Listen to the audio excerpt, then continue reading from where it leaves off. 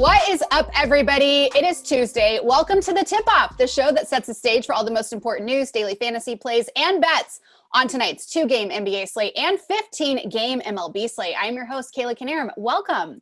Joining me today, we've got Eytan, Shander, and Greg Ehrenberg. Guys, how are we doing today? We've had already some great combos before the show.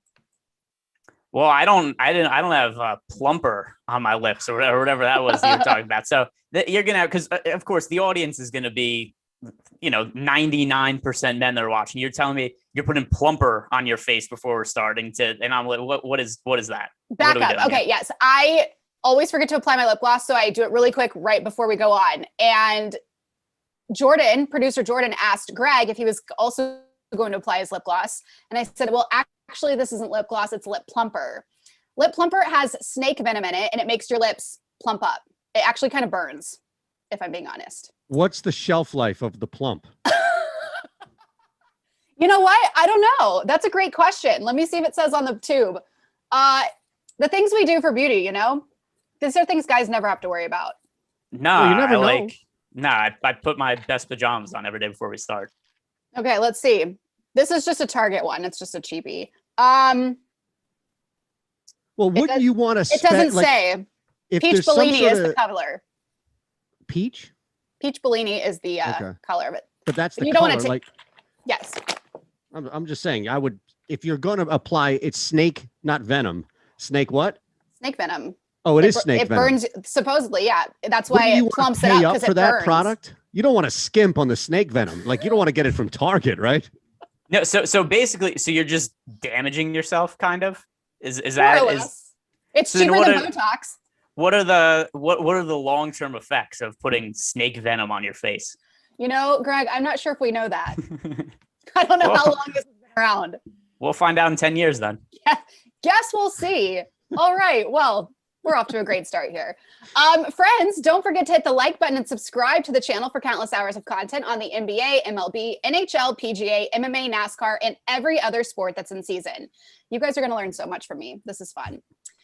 Really quick, we want to talk to you about our sponsor, No House Advantage, who is taking a different spin on daily fantasy sports by offering player prop contests across the NBA, MLB, NFL, and PGA for cash prizes. This exclusively peer-to-peer fantasy sports platform levels the playing field and makes it easier for you to win real cash compared with your traditional DFS sites. With over 500 player prop offerings, No House Advantage is the largest provider of player props in the industry. And the best part is you'll receive a $20 first match deposit bonus today with promo code Awesemo.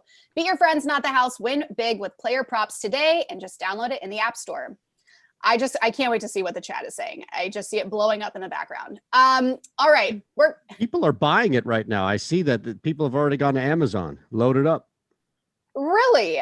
I am. I can use it. Like, if you're on camera in any capacity, you want plumper lips. It's just a natural thing. You can't you can't go in the other direction. Greg, I know you disagree.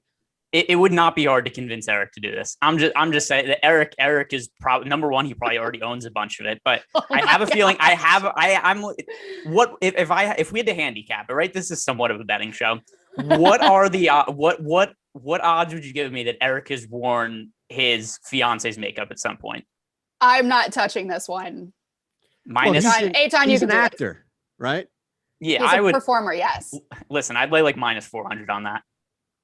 Yeah, look, this is an anchor bet. I'm putting a couple of things around that as a parlay if that's the case, because I would definitely take those odds and some. Poor Eric is traveling right now for his bachelor party festivities this weekend and can't even defend himself. Oh my gosh. Snake venom. It's cool. I'm covering some work for him. It's all good. He's going to hear about this one for sure. All right. Stay tuned, folks. Let's head into our bad beats. Last night, Kevin Durant and the Nets may have ended their second round series against the Bucks, while the Suns pulled away for a tone-setting first win in their series with Denver.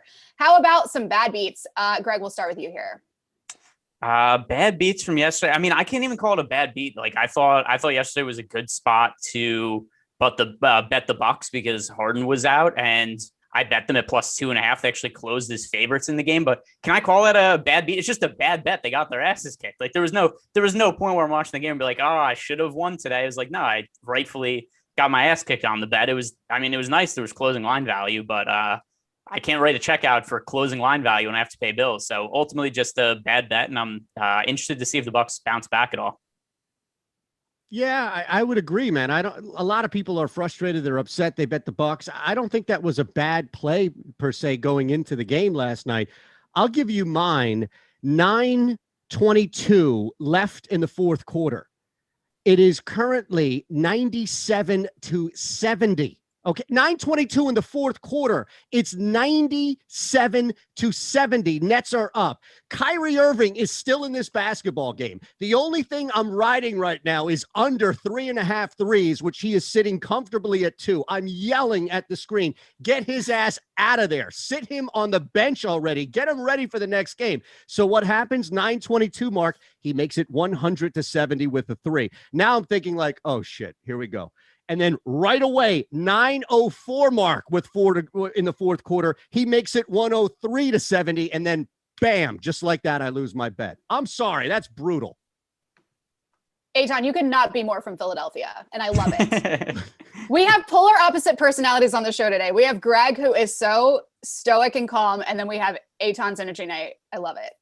Yeah, I have a very low resting heart rate. And my my sister was doing a science experiment that she used me for. She's taking summer classes, and I had to exercise for her, and she took my heart rate. Like even when I'm working out the sweat and like running around doing laps and stuff, it's still like very low heart rate. Doesn't change. That doesn't surprise me. We actually talked before the show about how we're not supposed to move a lot, and I move a ton, and Greg doesn't move at all. Like Jordan said we could draw a chalk around him and he would stay inside his little chalk. No, where am I going? I'm sitting in a fluffy pink chair that most of the audience doesn't think is pink. I don't know. I just get excited and move and flail and you're just... You're animated, see? You've more East Coast in you than you think. Maybe I do. I'm Midwest. So we're closer to the East Coast than out here, but... Yeah, but still, you need a little bit of dash of like the Northeast. Everyone needs a little dash. Well, that's right. Greg's an East Coaster. What's his excuse?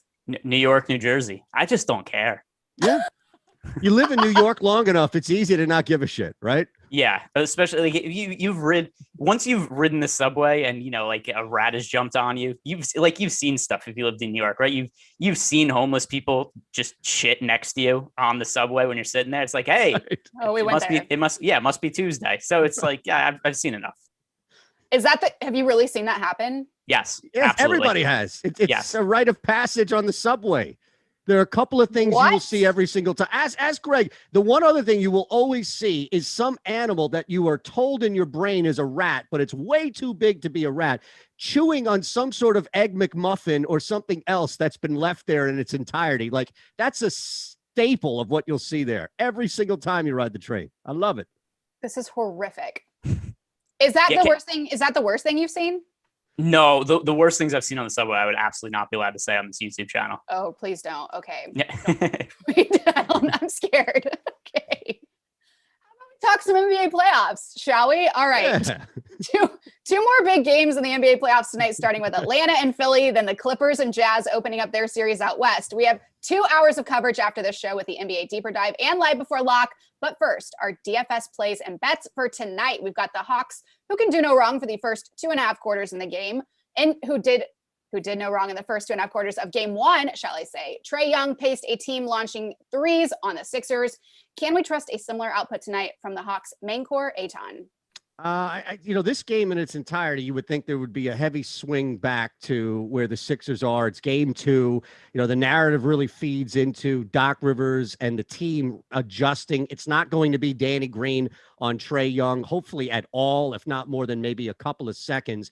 And the expectation is that there might even be a shift in the lineup as we get closer to lock, the starting lineup. Danny Green may even sit and come off the bench, depending on how this plays out. So I do think we have to look at this. And clearly, Trae Young is going to have a lot of opportunities, as is Clint Capella from a DFS standpoint, with that matchup against Joel Embiid. The one area where he was not fully himself was on defense. So I do think you can still take advantage of that. Where I'd be concerned is relying on guys, if it's Herter, if it's Bogey, if it's guys that are going to make a living for knocking down threes as they did in game one. I think the perimeter defense will be significantly better. Look, I don't have a problem with either of those top two guys. If you were still looking for somebody that would be a cheaper cost that you might be able to get a consistent number from, but really not have too high expectations, you might go Gallinari here as well in that 4 spot tonight. But overall, I think that this thing is going to slow down. We'll talk about it on the Sixers end in a minute, but you have 2 really important referees that love to slow these games down as well, reffing tonight. I just don't think you're going to get that explosion from Atlanta. Yeah, so I think the other thing too with the Hawks is, if we're talking about in DFS relative to the slate, there's a whole bunch of value on Utah in the mid-range because there's no Mike Conley today. So in the builds that I have right now, it's just really hard to prioritize Atlanta because number one, they are still, fairly significant underdogs, and the 76ers do have a very good defense, even if that didn't really show itself in game one. There was a lot of wonkiness to it. There was a lot of shooting randomness. Also, the Sixers turned the ball over 19 times in total, and the majority of those were in the first half of the game. So that was a game that Philly really should have won, and they shot themselves in the foot. I think that they should win today, fairly easily. But just in terms of the overall pricing, I'd rather pay up for Donovan Mitchell than Trae Young, and Donovan Mitchell's also a little bit cheaper today. And then we talk about the other guys, the ancillary pieces that you mentioned right there. Gallinari, sure, he's viable if DeAndre Hunter is out. But if DeAndre Hunter returns to the lineup today, there's less minutes to go to Gallinari. There's less minutes to go to Bogdanovich. There's less minutes to go to Herter. So his availability is definitely going to make somewhat of a difference here. But Atlanta, of the 4 teams on the slate, is my least favorite team to target. I stand corrected. Eric is watching and has entered the chat. Hi, Eric. Oh, I love it. At least he can defend himself. He has no idea. Says never once. I mean, look, there's no shame in it. If I wear makeup, I'm on TV here in Philadelphia, right? You have to wear makeup. There's nothing wrong with wearing makeup. Look, I wouldn't want people to see me in HD without something to protect them, not me. The last time I had to wear makeup on TV, I got an eye infection from it, and my eye was swollen shut the next day. That's not normal. Did they use it on someone else's eye? Is that why? I have no clue. I could not tell you. Was it not your own? It was like the communal. I didn't put it on myself. Also, what eye makeup were they putting on you? Normally, if you're on TV, they're just using like a foundation or powder. I just have to bring my own. There's nobody that's going to. Were you wearing mascara? No, I couldn't tell you. I just sat. I showed up to it was Fox 5, the New York channel. I showed up. I was talking about fantasy football. I was talking about the Jets and the Giants. Went in, sat in the chair. The makeup artist lady, whatever, her job, I guess, is apparently just to put makeup on me poorly. So I showed up, put it on. I thought I looked great on TV. And then the next day I wake up and my eye is swollen shut. So I don't know. Couldn't tell you. You guys have a makeup artist up there? I'm on 3 days a week in studio, and I have to bring my own shit. Otherwise, I look like an idiot. Hey, listen, you're going to look like an idiot anyway. And that's what happened. That's why I need help, though, Greg. I don't expect me to pull myself out of a hole. I'm not a bootstrapper. Greg's digging himself a hole in the chat right now. No, yeah, listen. The people in the chat are not telling lies, but the two things are not related, right? I happened to get an eye infection from the makeup. It doesn't mean that there couldn't have been other mitigating factors. But fair enough. It was from there. That I was told by the doctor it was from I had an allergic reaction. Guys, save something for the last 45 minutes of the show. Jeez. Oh my gosh. Are you talking to us or the chat? We're only 15 minutes in. You two. All right, let's move on. The Sixers saw a healthy-looking Joel Embiid, but it was too little too late. Are you expecting a bounce back from this team tonight, and are you laying the 6.5 points, Greg? So the 6.5 points, I'm on Philly in this spot. It's part of it also. I was very high on Philly coming into the series. They were at some books as low as a -175 favorite coming into the series. But also part of that was because Joel Embiid's status was up in the air. And then once he played in game one, you figure like, okay, this is a much more favorable spot for Philly than we otherwise would have thought, because it looked like Joel Embiid was potentially going to miss the entire series. And we didn't even know how healthy he was going to look if he played. And then he played. He looked really good. Of the issues we thought that the Sixers could have in the series, a lot of them were Embiid's health. And that looked like a total non-issue. He led the team in minutes last game. They were plus 12 the time that he was on the court. But overall, I think that he's healthy. The issue I have with this line is it's just negative value at this point because the Sixers were 4.5, 5-point favorites in this game a day ago, and now the line's moved all the way to 6.5. So we're at a point where I just think it's fair, and I wouldn't bet on it. I will say for the DFS plays in the game, Joel Embiid's my overall favorite pay-up option on the slate. Yeah, the value's gone. And I think Lofty was the guy who got in, or at least when I first saw it opening up at 4. And I remembered racing to the book, and it was already juiced in the wrong direction, and then it dropped to 4.5. So value has definitely gone. Look, I wouldn't hate it if somebody bet the 6.5 by any means, but I don't think that it's worth it in this regard. I'll tell you a little bit later how you can take advantage of this. But look, I think we have to look at the 2 referees in Steve Foster and Tony Brothers, who are infamous around the NBA, especially with teams like the Sixers, who play really tough and physical defense on the perimeter. Somebody on either side is going to be in early foul trouble. That I am most sure of across the board tonight. It might be Trae Young, it might be Capella, it might be Embiid, but I think the Sixers as a whole, you're going to get consistency with Joel Embiid. I agree with you there, Greg. I do think this is a Ben Simmons game. This is a bounce back game. There was a lot of criticism still here locally with Ben Simmons. He does respond to that. He does respond to the cattle prod of, hey, you suck. Okay, well, I'm going to shoot and prove to you that I don't. So I think Simmons, if you can get to him tonight with that cost, is not a bad play. And you mentioned as far as Atlanta, staying away from Atlanta. So that's where I agree. Ben Simmons would be a spot. Look, I'm going to stay away from guys like Tobias Harris, definitely Danny Green. There might be a path to Seth Curry just because of how well he's able to take advantage of spacing with Joel Embiid out there on the floor. But I think if you're looking across the board on the slate, it's Joel Embiid and Ben Simmons to a lesser extent, and probably fading everybody else unless it's a Hail Mary with Seth Curry. The Clippers survived a 7-game scare against Dallas, eventually winning a home game to advance. We all know the usual suspects. So, Eytan, who else can we make a play on tonight in DFS? Well, I think just looking at it here and getting a bunch of crunches and using our projections, the guy that pops up the most is Rajon Rondo. And, it makes sense where you can try and find some extra area of value here. 3,800 on DraftKings. He's going to have minutes at least. And look, the projection is going to be pretty much what you get for at 3,800. Batum as well. You can start to work in at 4,600. Don't hate that by any means. But I think Kawhi Leonard is pretty much where we start and stop. I imagine there are going to be people that might be frustrated or beginning to see maybe that frustration seep in with Paul George. But I think for the most part, it's working Kawhi Leonard clearly at 9,900 under 10K on this shorter slate, and trying to find if it's Rondo or Batum, maybe a little bit more of a pay up at 4,600.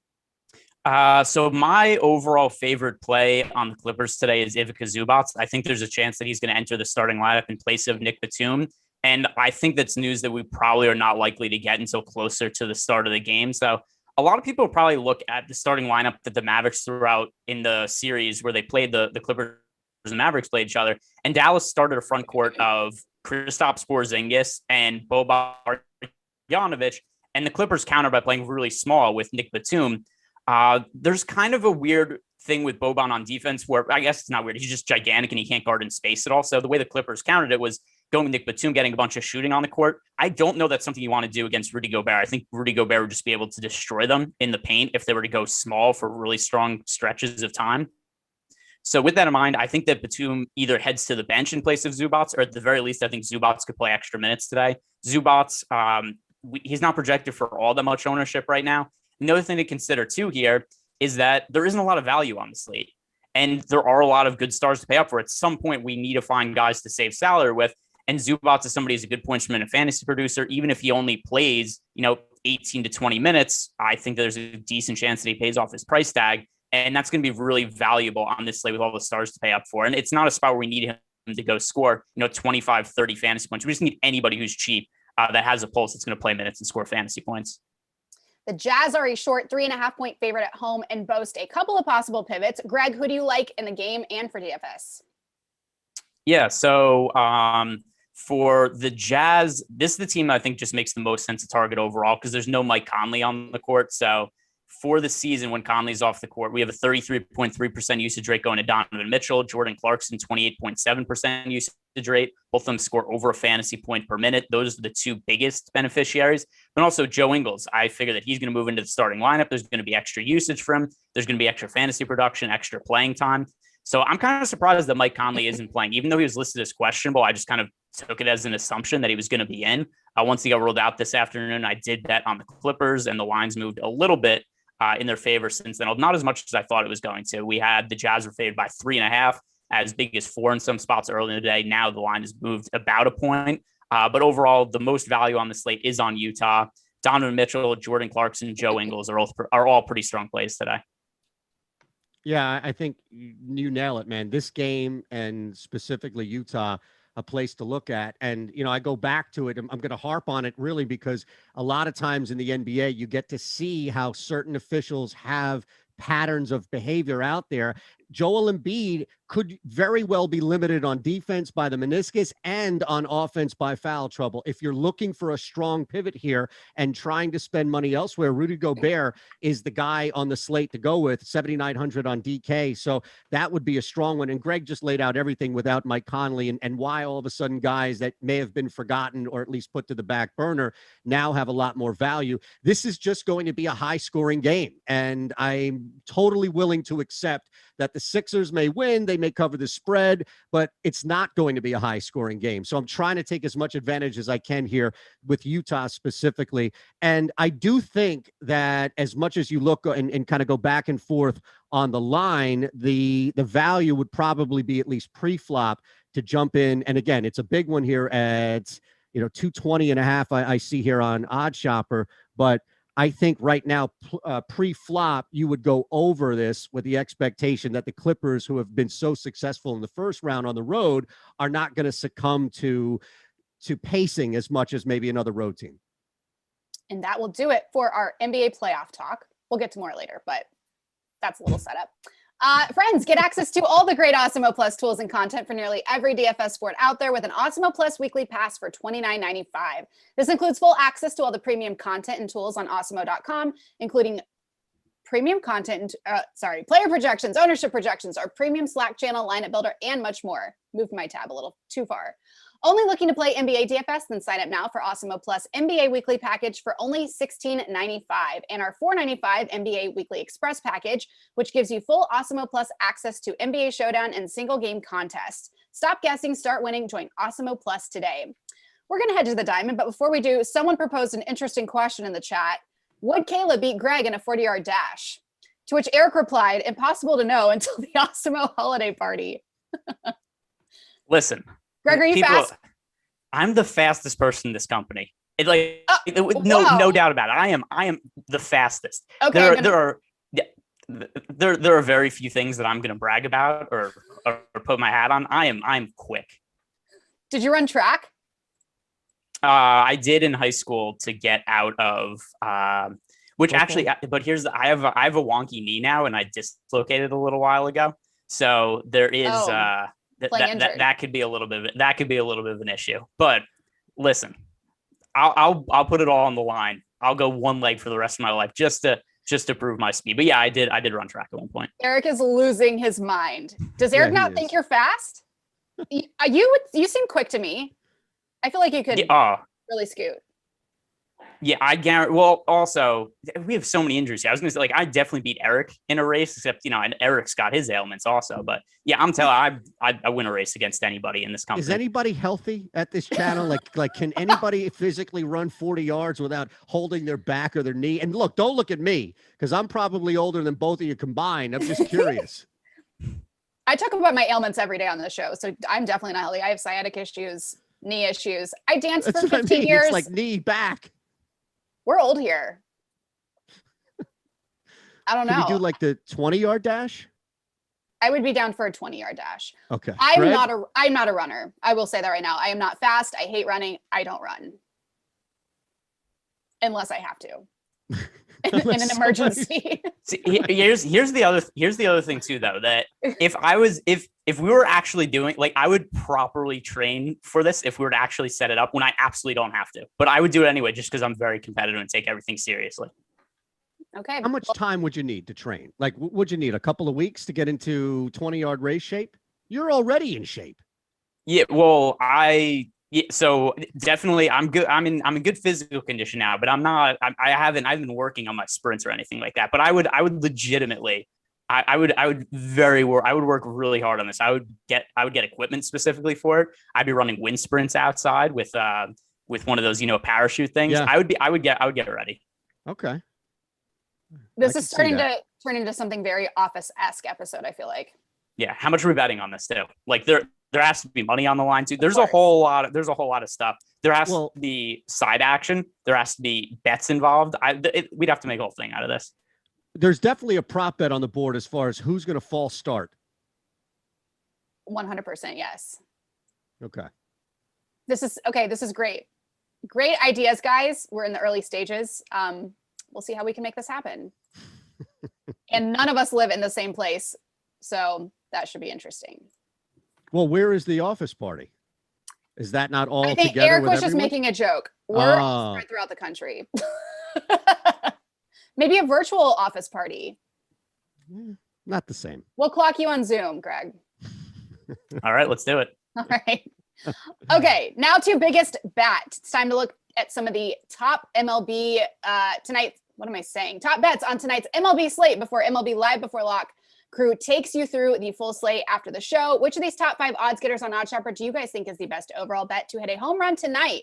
We've got Bryce Harper plus 325, Robert Acuna plus 280, Jesse Winker plus 370, Vlad Guerrero plus 450, Shohei Ohtani plus 375, Greg.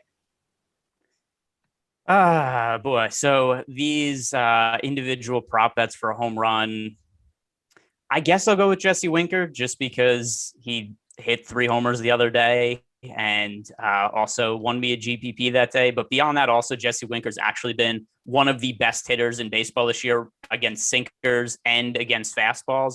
So with that in mind, he is facing a pitcher in Adrian Hauser, who throws a lot of sinkers. So that is a little bit of reason to think this is an advantageous matchup for Jesse Winker. So I'll go with him, although I don't particularly love any of these, but I think Winker is the best odds. Okay. I'm going to go with my guy here. I'm going to go with Bryce Harper, plus 325. He's in a slump, comes off the IL, had a decent return there.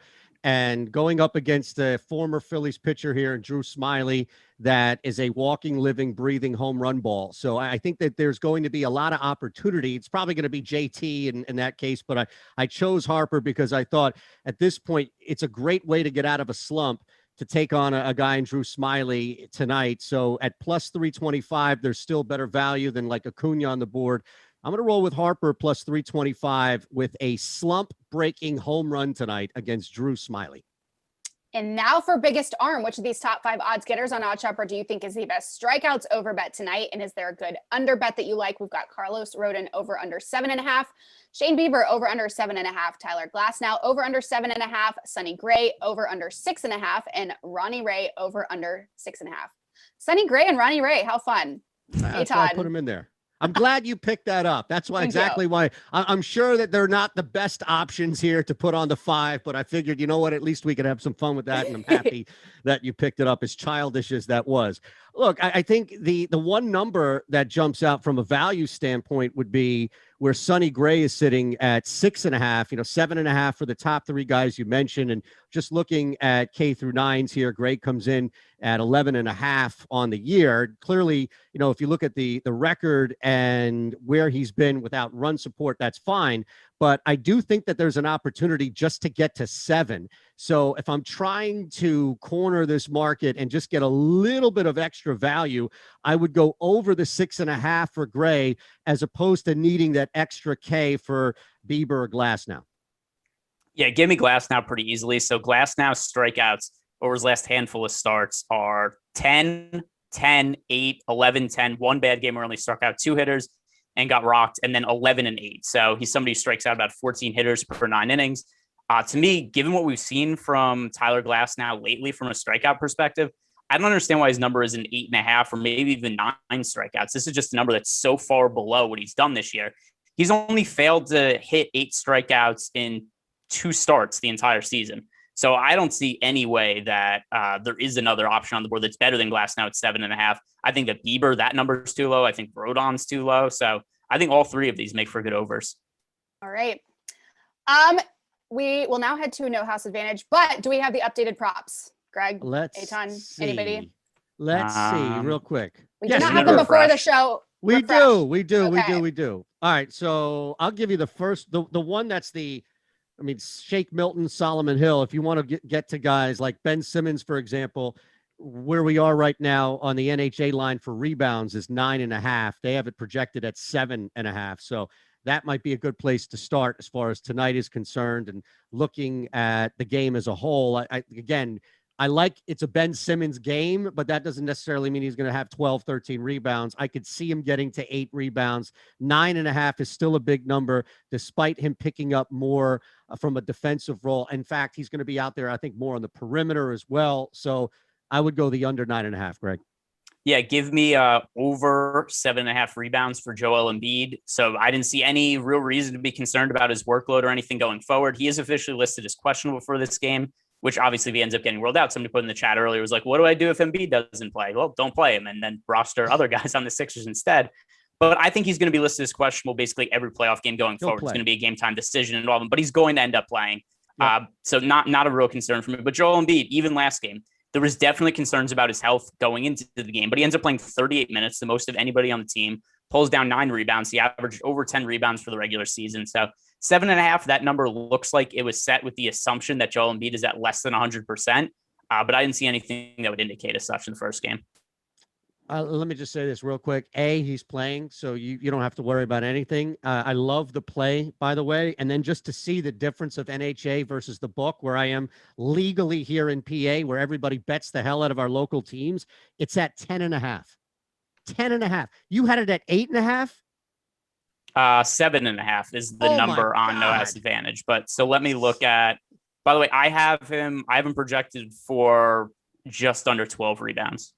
I mean, yes, think about it. Now, the over 10.5 on the books is still juiced at 128. The under is ridiculously juiced at 175. But I mean, think about the difference of 7.5 to 10.5 NHA versus the book. Yeah, and that's pretty much all of the Embiid props are way too low. So points plus rebounds for Embiid is at 28.5. I think that if that was just points, not even including the rebounds, if we just had Joel Embiid 28.5 points, I would say that number is too low. And we're not even including the rebound aspect. So 28.5, that's a very easy over as well. There's one other, if I can. Yes. Go ahead. Anything else that sticks out?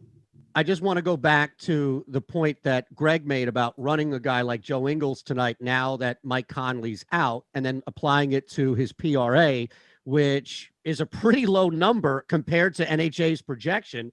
I mean, my goodness, the line is at 12.5 for Ingles PRA. That had to have been like pre-Conley, right? As far as any idea of something along those lines. And then you look at the projection where he's at, it's at nearly 19. So how do you not smash that over? Yeah, and the other thing also, so the No House Advantage props, they come out the day before, and there's a lot of assumptions made on injuries, right? So Joel Embiid was listed as questionable officially, even though we all expect him to play, and it looks like that's reflected in his line on No House Advantage. The same goes for Joe Ingles, where since the liners are set ahead of time, the same that DFS pricing is set ahead of time, the Joe Ingles price was assuming that Mike Conley would end up playing, which is not the case now. All right. Anything else you two want to add before we move on? I'm set. I did order my lip plumper while Greg was breaking down the Jazz game. That is a great ad. Thank you. I'm serious, by the way. I'm using this stuff. Are you? I'm going to tweet a pic to all 4 of you. I'll add Eric if you like. Oh, I was going to say, can you wait until you're doing a show with me next and then just reveal it on the show beforehand? Absolutely. Be prepared, though. It burns. It stings a little. You don't want to swallow this. Yeah, well, my lips are big in its own right. You can't tell with my beard and all. So it's probably more coverage. And now I'm going to get it like on the skin. This is like, the teeth whitener. If you miss it you hit your gum, you're burning gums for like 3 hours. I can't use teeth whiteners because I torched my enamel when I was a kid because I was obsessed with teeth whitener. And so, it's a disaster. It burns the gums, my teeth. I feel like I'm going to fly through the roof It hurts so bad. It's like the worst. Intense nerve damage. Is this interesting to anyone? Okay. Friends, don't forget to play on No House Advantage, our sponsor, who is taking a different spin on daily fantasy sports by offering player prop contests across the NBA, MLB, NFL, and PGA for cash prizes. This exclusively peer-to-peer fantasy sports platform levels the playing field and makes it easier for you to win real cash compared with your traditional DFS sites. The best part is you can join for free today. Just download the No House Advantage app and use promo code Awesemo to receive a deposit bonus of up to $20 for new signups. Be your friends, not the house. Win big with player props today. Okay, we're going to get to Shander's narrative of the night bet. But before we do, we had a great discussion beforehand that I think we need to talk about. It had to do with Andy Reid, who I adore. And you told some funny behind the scenes stories. First of all, tell us what he implemented and what he did for the media and press during games in Philly, by the way. So Andy Reid has a very mixed history here in Philadelphia because some idiots don't like him that he didn't win a Super Bowl here. Others recognize the beauty of what he provided for 14 years of service as the head coach and really default general manager. And he was like, Andy Reid is the textbook player's coach. And he knows how to still be an authoritative figure. Like you're not going to walk over Andy, but you will love playing for Andy. And one of the first things he did was appeal to everybody's inner big person and instituted fast food Fridays for the team. Now, this wasn't just players. This wasn't defensive linemen. Everybody in the building was access to fast food Fridays. And he made sure the media ate like kings and queens who covered games where they would bring in chefs in the city and they would go to one of the top 2 pizza places while everybody was down in the locker room interviewing to make sure that people were fed outside. That was all Andy Reid. That wasn't anybody else in the Eagles organization. And all the people that ripped him, I told them, I said, you're going to miss that food one day. And then Chip Kelly came in with his shit smoothies and ruined my football team. Yeah. I like Eytan's idea of eating like kings and queens as fast food and pizza. Like, oh, this is what the fancy people eat. The Queen of England, dream. She's just ordering pizza. Hey, we don't know what Queen Elizabeth eats, technically. Maybe she does. Greg's right to an extent. Probably. But I'm telling you, man, when you have like 10 to 15 to 20 former Eagles who all stay around here and they're all on different platforms, their eyes light up the biggest when they talk about Fast Food Friday. Well, he's my coach now as a Chiefs fan. And yes, I'm very jealous. I'm so proud. Fast Food Friday. God, I love Andy Reid. I can't even pick my new head coach out of a lineup. I'm very jealous. We share a love for cheeseburgers. Yes. I love that sorry, go ahead. I'm just laughing. I, like Andy, eat a cheeseburger once a week. Well, how do you know how often Andy eats cheeseburgers? I assume, just personal, if you ask me how many cheeseburgers does Andy Reid eat a week, I'm saying like over under 8.5. Like one a week. That seems really light. I eat one a week.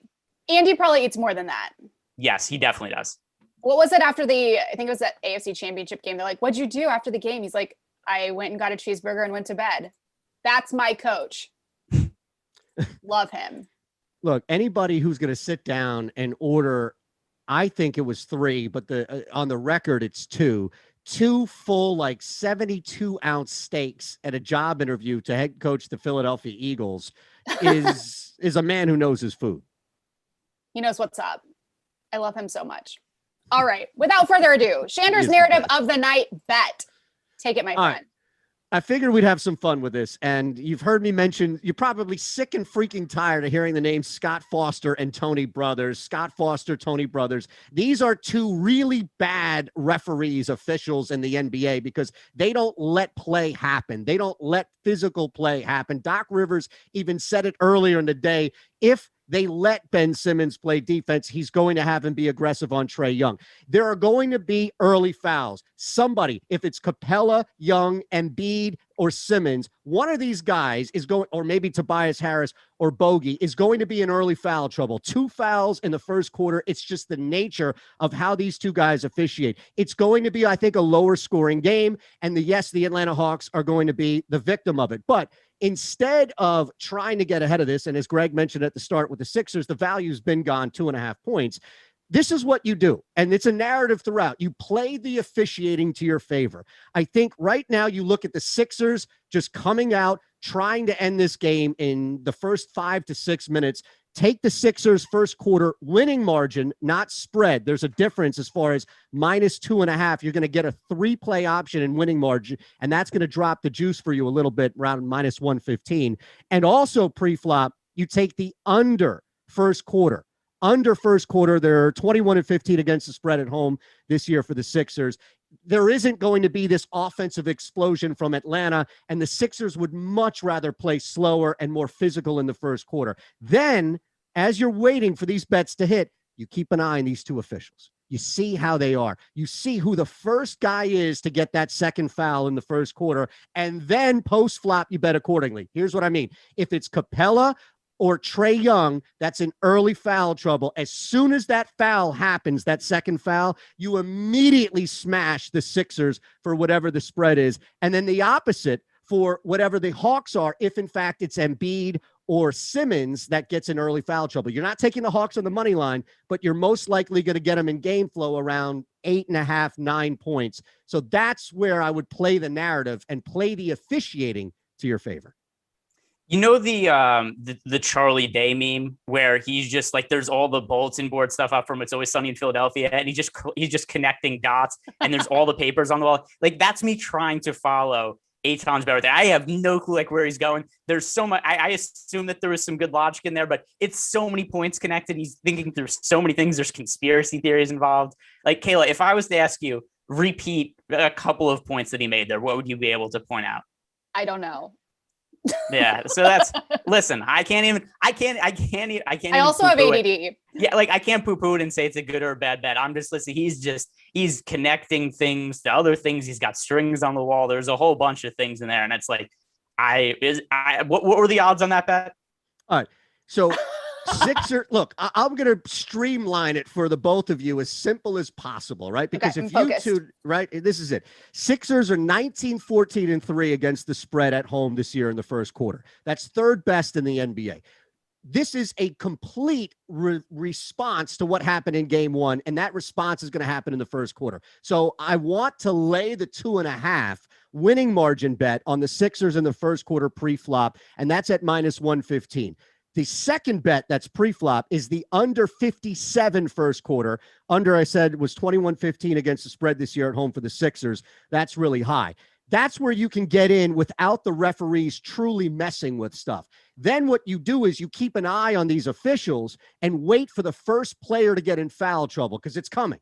And if it's on the Hawks, then you bet opposite. If it's on the Sixers, then you bet opposite. That's all I'm saying live in game. Simple as that. Greg? Yeah, Kayla, definitely. But throw it on me because you definitely understood everything that was happening there also. Listen, I think that Eytan put a good deal of thought into that, without a doubt. I think that he definitely thought about that a lot. He's watched a lot of Sixers games this year. So I'll say I agree. Anything you care to add or just agree? I agree. I concur. Fair enough. It's my favorite thing to say. What is that from? A lot of things. Catch Me If You Can is the one I'm thinking of. I was going to say The Simpsons, or where he's like, I think, trying to be a doctor, pretending he's a doctor, and they ask him a question, and he just goes, I concur. I like to say that one. I don't know.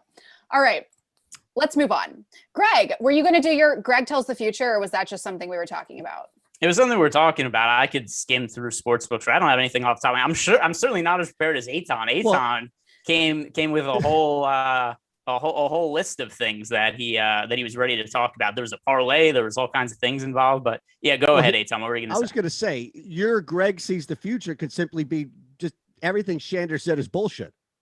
Well, that's not a bad one. That's not a bad one. Because also, what was the total odds on the bet? Well, it's not a parlay. It's two pre-flop bets. And then what I said is that's part of the narrative. It's two pre-flop bets. So you're going to get the Sixers -2.5 at -115 if you haven't lost that value already. And the under 57 is juiced to the over. So you're going to get, if not even money, -105 on the under 57. So those are the two pre-flop bets. And then you just take advantage of the in-game line after the second foul of the main superstar. All right. So I am going to give out a futures bet right now. It's not a bet that I'm actually placing at the moment, but something I'm keeping an eye on. So Garrett Cole is a pretty hefty favorite to win the American League Cy Young at sportsbooks right now. And I'm pretty concerned about his spin rate going forward with baseball now cracking down on substances being allowed to be used on baseball. So Garrett Cole was, he was definitely a decent starting pitcher during his time in Pittsburgh. He came up as a really well-regarded prospect. But then once he got traded to Houston, Houston's been known to doctor baseballs, do some kind of shady stuff when it comes to trying to get, advantages. He saw a really big increase in his spin rate, and he went on to become one of the best pitchers in baseball. And in his last start, there was a very significant decline in the spin rate in Garrett Cole's pitches. So I think there's a chance that Garrett Cole regresses a little bit going forward. So I'm just going to be keeping an eye on like Carlos Rodon, what his spin rate looks like tonight, Tyler Glasnow for sure, Shane Bieber, because these are some guys that I think could have value in the Cy Young going forward, as long as these are guys who also don't see their spin rates decrease a lot. I love talking spin rates. There we go. Okay. By the way, I feel like also I feel like that tied into Eytan a little bit too, because it was a little bit conspiratorial also. See, I'm rubbing off on you a little bit. That's what I want, a full-on conspiracy next time. The balls are juiced, things along these lines. All right. Well, thanks for that, Greg. That was fun. That was fun. Thank you to you both. I love that he had explained to us 3 times. All right. Moving on to good dog, bad dog.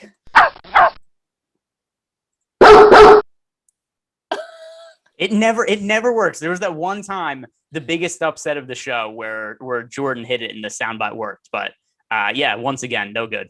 Well, I think it's still a thing where we can't hear it, but they can. Is that right, Jordan? Yes, Jordan's. I heard it like in the distance, like a faint neighbor's dog barking. But so if everyone else can hear it, that's great. We can't. Just to clear that up. All right. In real life, there is no such thing as a bad dog. In betting and DFS, there are a lot of underdogs who may have no chance in their game. So who's a good dog to target tonight and who's a bad one? Eytan, give us your good dog. Well, I think honestly, the good dog is in the NBA and it's not the Hawks. So if you were going to just have some fun right now, you would take the Clippers, who have already won a bunch of games on the road in the first round, and you'd say they'd give the Jazz a shot here. You'd give them a run. I think, if anything, the value clearly is going to be at plus 132 on Odd Shopper for the Clippers on the money line. So that would be my good dog for sure, is to start there with the Clippers. Now, do I do the bad dog or does Greg do good dog? No, I'm back and forth. Yeah. Okay. Yeah. So I'm going to agree with you, because I bet the Clippers today at plus 3.5 without Mike Conley on the court for the Jazz. It's a pretty big drop off for them. Mike Conley plays a massive role in the offense. And I think he's somebody who's a little bit undervalued as a player, because he's the archetype that I don't think the public likes all that much. A plus defender who's also a high efficiency point guard, doesn't shoot a ton, but does a good job of managing the game. So a solid assist rate combined with a low turnover rate. And now you're replacing his minutes with a lot more of Jordan Clarkson. So with that in mind, I think this is a pretty big downgrade for the Jazz. And I don't think the line has moved quite a bit, quite enough yet. I think it should be close to a pick 'em at this point. And Greg, give us your bad dog. I'm going to go with the Atlanta Hawks. I think there's a pretty good chance that the Sixers end up winning this game in a fairly one-sided fashion. So if we look at what ended up happening in game 1, number 1, the Hawks totally collapsed in the fourth quarter. They were up almost as much as 30 points, but there was a lot of unsustainable shooting in that game. The Hawks ended up shooting 43% from 3. They shot 95% from the free throw line compared to the Sixers, who shot 34% from 3 and 69% from the free throw line. So even if we just normalize the shooting for both teams, the Sixers end up coming out on top. Then you also combine that the Sixers turned the ball over 19 times in that game, so there should be less possessions going to the Hawks today. I think this should be a game if the Sixers end up winning by double digits. All right, Eytan, your bad dog.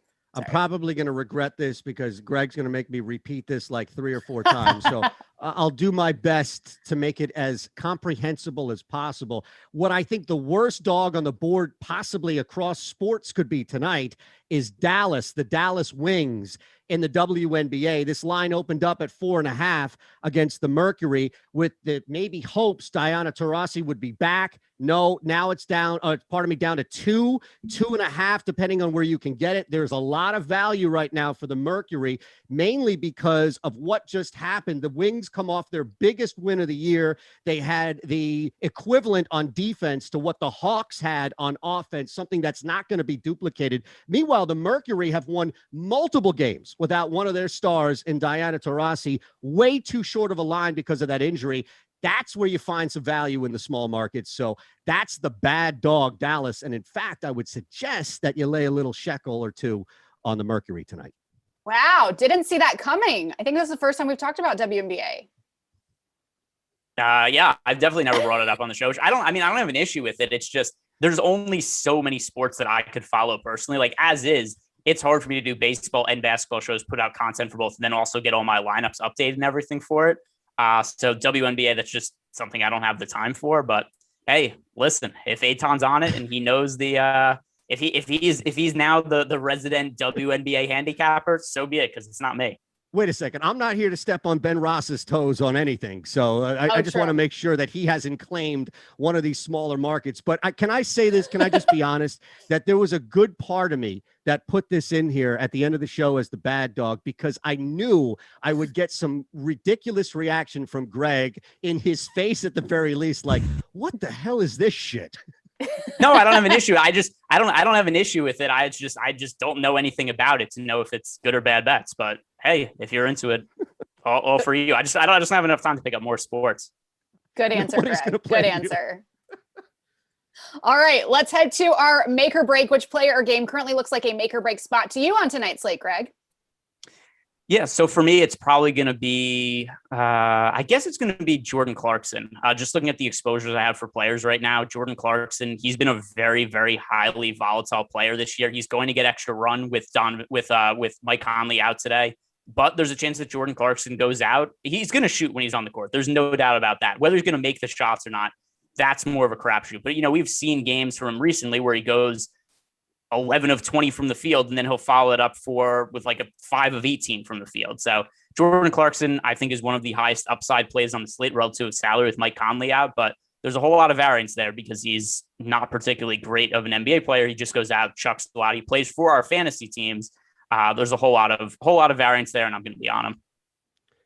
Look, I think there's a guy that it's going to take a lot, and I don't think he's an obvious play by any means, but I know the Sixers and Doc Rivers are going to try to get him involved in the offense early, especially to make up for that debacle that was the first half with Danny Green.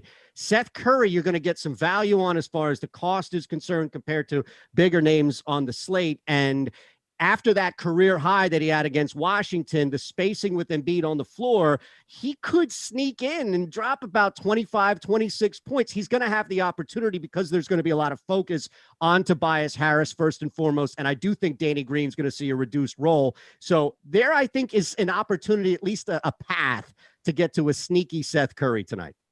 And last but not least, our fade of the day. Is there one game, player, or team that you anticipate you'll have a lot less interest in than the rest of the public, Eytan?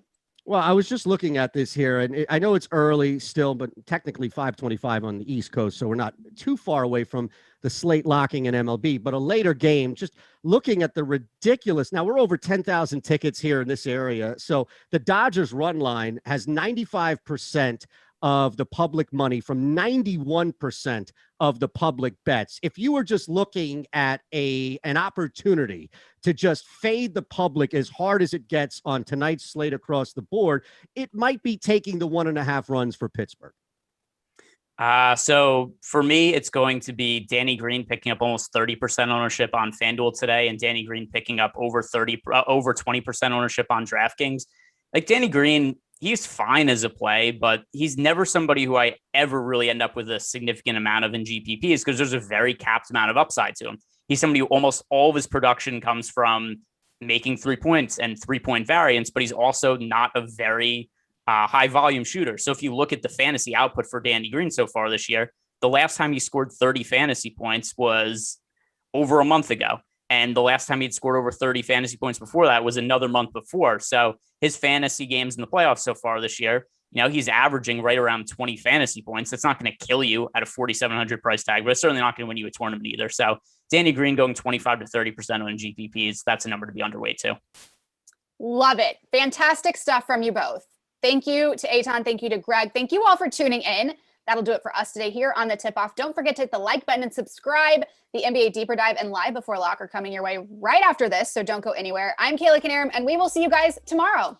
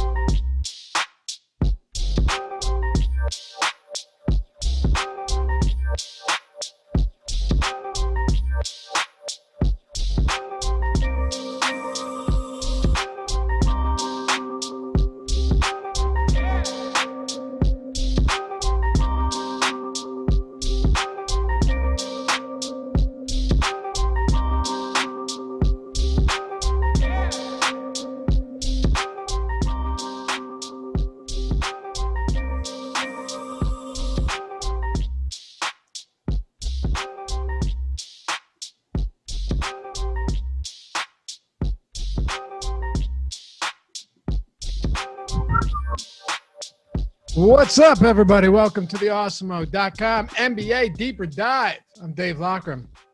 On the Twitters at Lofty_D, joined by Adam Scherer at ShipMyMoney DFS. You thought he was in a sauna the other day. He tells me right before we start the show, he said, if my internet cut out, I wouldn't be upset because I hate all of our viewers. That's not right. And he said, no, I'm just kidding. it's 95 degrees inside of my apartment. So naturally I said, so that's an exaggeration, right? And you're telling me it's not an exaggeration. It's actually reading 95 degrees inside of your apartment. And here you are still doing a show. Yeah, it is actually reading 95 degrees in my apartment. That's why I went to my mom's yesterday, but came back today because what it is my apartment has like a ton of windows. And for a long time, I didn't have curtains up. So I was just like, okay, you're an idiot. Maybe you should put curtains up and, your apartment won't be so hot when it's, hot during the summer. So I put curtains up. I bought fans, did all of that. Turns out that the sunlight probably wasn't helping, but also my AC is not working. So now I'm just basically living in a sauna until they come out and fix my air conditioner tomorrow. Brutal. At least they're coming out to do it tomorrow. There's someone in my neighborhood that I watched them carrying all their shit down the street. And like, what are you doing? Well, they have a family member that lives in the neighborhood, right? Like, well, my air conditioner broke and they said they can't come out and fix it until the end of June. Oh, wow. That's brutal. Yeah. I was looking at hotel rates for tonight, just like, cause there's hotels right outside my apartment. So I was like, oh, maybe I'll just pay to stay there, but can't imagine doing it for a month. Yeah, no, it'd be absolutely terrible. And of course, Adam would never say that he hates our viewers because unlike myself, he doesn't know who any of you are. I have YouTube chat open today for the first time ever since I've been on really? Air. Yeah. Well, that's fantastic. It's actually, the show is a lot more enjoyable with YouTube chat open, depending on who you are. Yeah, we'll see, because I'm not going to hear a word you say the rest of the show probably, because I'll be distracted. Yeah, right. That's the problem. You always think I'm not listening to you. It's when you start reading chat, things start to get messy. Anyway, happy to have you guys with us, as always, breaking down a two-gamer today. An interesting one, to say the least, because this is the first time Adam and I have talked Philly and Atlanta. That was a Sunday game. And it's the first time we'll talk to Clippers in Utah. So a little something fresh to throw at you. And if you haven't hit that thumbs up yet, if anything, if nothing else, do it for Adam, who's legitimately at risk of dying during this show, but still pumping out content. I'm assuming you even wrote the deep dive today and put it out for free at Awesemo.com. I did write the deep dive and put it out for free and sweated my ass off to do it, and then went to lunch for like an hour and a half, and now I'm back. So are you actually sweating? Yes. Like, have you changed shirts yet today? Yeah, I got back from, so I drove back to my mom's at like, I don't know, like 11 this morning. Came in, was here for like an hour, took a cold shower, had changed shirts because I'd already sweated through the one I was wearing. And then, yeah, I put a new shirt on right before I went to the restaurant. But now I've been back for like a half hour, so need another shirt after this. I hope you're not drinking beer or alcohol right now. No, ice water. Okay. Yeah, you have to at this point. I was drinking beer at the restaurant. The restaurant was probably like 65 degrees. Like, it was legitimately cold. It felt great. But yeah, no, I'm just drinking as much ice water as I can when I'm here. I mean, you're like the guy that got his arm wedged in between in the mountains and what was that, Utah, Arizona? The movie 128 Hours or something. He cuts his own arm off, about to die of thirst. You've never seen that movie? No. Why do you sound surprised every time we have this conversation? There's zero relation to your situation and his, but it does sound like the heat is quite oppressive in there. So we'll do our best to give you guys a good show. Someone will tell me what that was. Someone will tell me what that movie was. You haven't seen anything, man. What a disaster. Can't have any conversations anymore. All right, so let's dive into it. Atlanta, Philly, Clippers, Utah. Sorry. We'll start it off with Atlanta. The Atlanta Hawks, this opened it at +4. And I had to jump on Philly here, not because you guys know I'm a straight Philly pessimist. I try and be as objective as possible when it comes to Philly sports. And so does Eytan, by the way. I saw some comments in there. I know I've known Eytan a while. Eytan's pretty objective. It's just, you have to look at this game and think that Philly comes out trying to blow the doors off early. Anyway, they were laying 4 points when this opened. It's at 6.5 now, Adam. So clearly, like the popular side here is going to be Philly after that loss in game 1. The Atlanta Hawks shot extraordinarily well from beyond the arc, knocking down more than 50% of their threes. Trae Young had 26 points in the first half with Danny Green guarding him. There were so many things that went wrong for Philly, not to mention the bench unit for the Atlanta Hawks annihilated Philly in that 7 to 8 minute stretch at the end of the first into the second. And then to set all of this up for you, the Philadelphia 76ers in the fourth quarter made Atlanta look like they were a G League team. I mean, just downright embarrassed them. They had no idea how to handle the trap. They had no idea what was going on over the final 8 minutes of the game, but still held on because a 26-point lead is in some cases insurmountable. So what are we doing with the Atlanta Hawks, starting with Trae Young? But first, what's your read on this game? I'm really interested in this game because, like, normally I don't really care all that much about strategy and stuff in the NBA because I don't pay a lot of attention to it. I don't really understand it that well. I'm excited just to see what this game looks like because, like you said, it was kind of just like a tale of two halves, and more specifically a tale of like 40 minutes and then 8 minutes where you had, Atlanta just couldn't deal with the full court pressure that the Sixers were putting on, couldn't deal with the traps. They looked like they had never played basketball before. So I'm really interested to see if the Sixers pressure more. I'm really interested to see what they do with Trae Young. Danny Green, obviously not the answer there. So I'm interested to see how it goes. As far as it goes, as far as a DFS standpoint, I think that Trae Young still looks like a good option. I mean, he's coming off of a very good game. He's only 9,200 still on DraftKings. He's more expensive on Fanduel. I do think there's some risk to where, obviously the main focus for the Sixers between game one and now is going to be, what do we do with Trae Young? How do we make sure he doesn't do that again? But at the same time, Young is such a dynamic player in terms of getting assists, being able to shoot from anywhere, a really, really good offensive player all around. I think it's pretty unlikely that the Sixers come out and just shut him down. He maybe doesn't have the same level of game, but at 9,200, especially on DraftKings, I still think he looks pretty good. Beyond that, we are waiting on pretty big news with DeAndre Hunter. A game time decision last I saw. He didn't play in game one, and you got Solomon Hill in the starting lineup playing 25 minutes. You got Kevin Huerter playing about 28 minutes, and you had Gallinari only play 18 minutes off the bench, despite being like 65% owned in DFS. If Hunter sits, you can look here again for some value. Solomon Hill's still really cheap. He's not a very good fantasy producer, but if you need to pay all the way down, kind of PJ Tucker-esque. But where it really would get interesting if Hunter sits is that you have Kevin Huerter at 4,300 on DraftKings, 4,600 on FanDuel. You have Gallinari at 4,200 on DraftKings, I think 4,500 on FanDuel at small forward. Huerter would be the guy that I guess you trust the most just because we saw him play 28 minutes last game and Gallinari has struggled. But if Gallinari plays well, you can easily get 24, 25 minutes from him, and he's close to a fantasy point per minute guy. So if Hunter sits, I think you can look to those wings for value in addition to Trae Young. Jokic has become the lowest draft pick in NBA history to win the MVP. Where was he drafted? 41. Wow, I didn't know that. I just assumed he was like a mid first round pick that I didn't remember because I'd never heard of him until he had been in the league for 3 years. It's pretty crazy, isn't it? 41 overall. When do you ever see? You literally never see anything like that. Time to see who the Wizards drafted instead of Nikola Jokic. I'm sure it was somebody great. Can't wait for this one. You pulling it up right now? Yeah. So this is back when the Wizards were, they might have just not had a first round pick, I guess. Yeah. Okay. It doesn't look like they drafted anybody before Nikola Jokic. All right. I wonder why they lost that first round pick. That's the Suns. The Suns picked at 16 and they took Tyler Ennis. And that was the Wizards pick? Yeah. My guess is the Marcin Gortat trade. Yeah. That makes sense. Which I can't even complain about. Like, Gortat was good with the Wizards. They made the playoffs, whatever. Yeah, he was fine. Scott Brooks tried to kill him, by the way. Oh, yeah.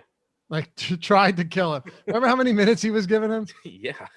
Talked about that on every single show. You know what I want to know, though, and I think this is important. There was a lot of pushback from pretty much anybody, like not only just Philly fans. I was getting text messages from people that live in Kansas, that live in California, you name it, being like, yo, how is Danny Green guarding Trae Young throughout the entire first half? With your expert opinion, do you think Doc goes with the exact same approach to start off game two? I think he does whatever he did in the second half. Okay. So you would assume that's the case, right? And we can get to the Sixers. I have a couple props I like with them, a couple overs and one under that I like. It has to do with Danny Green.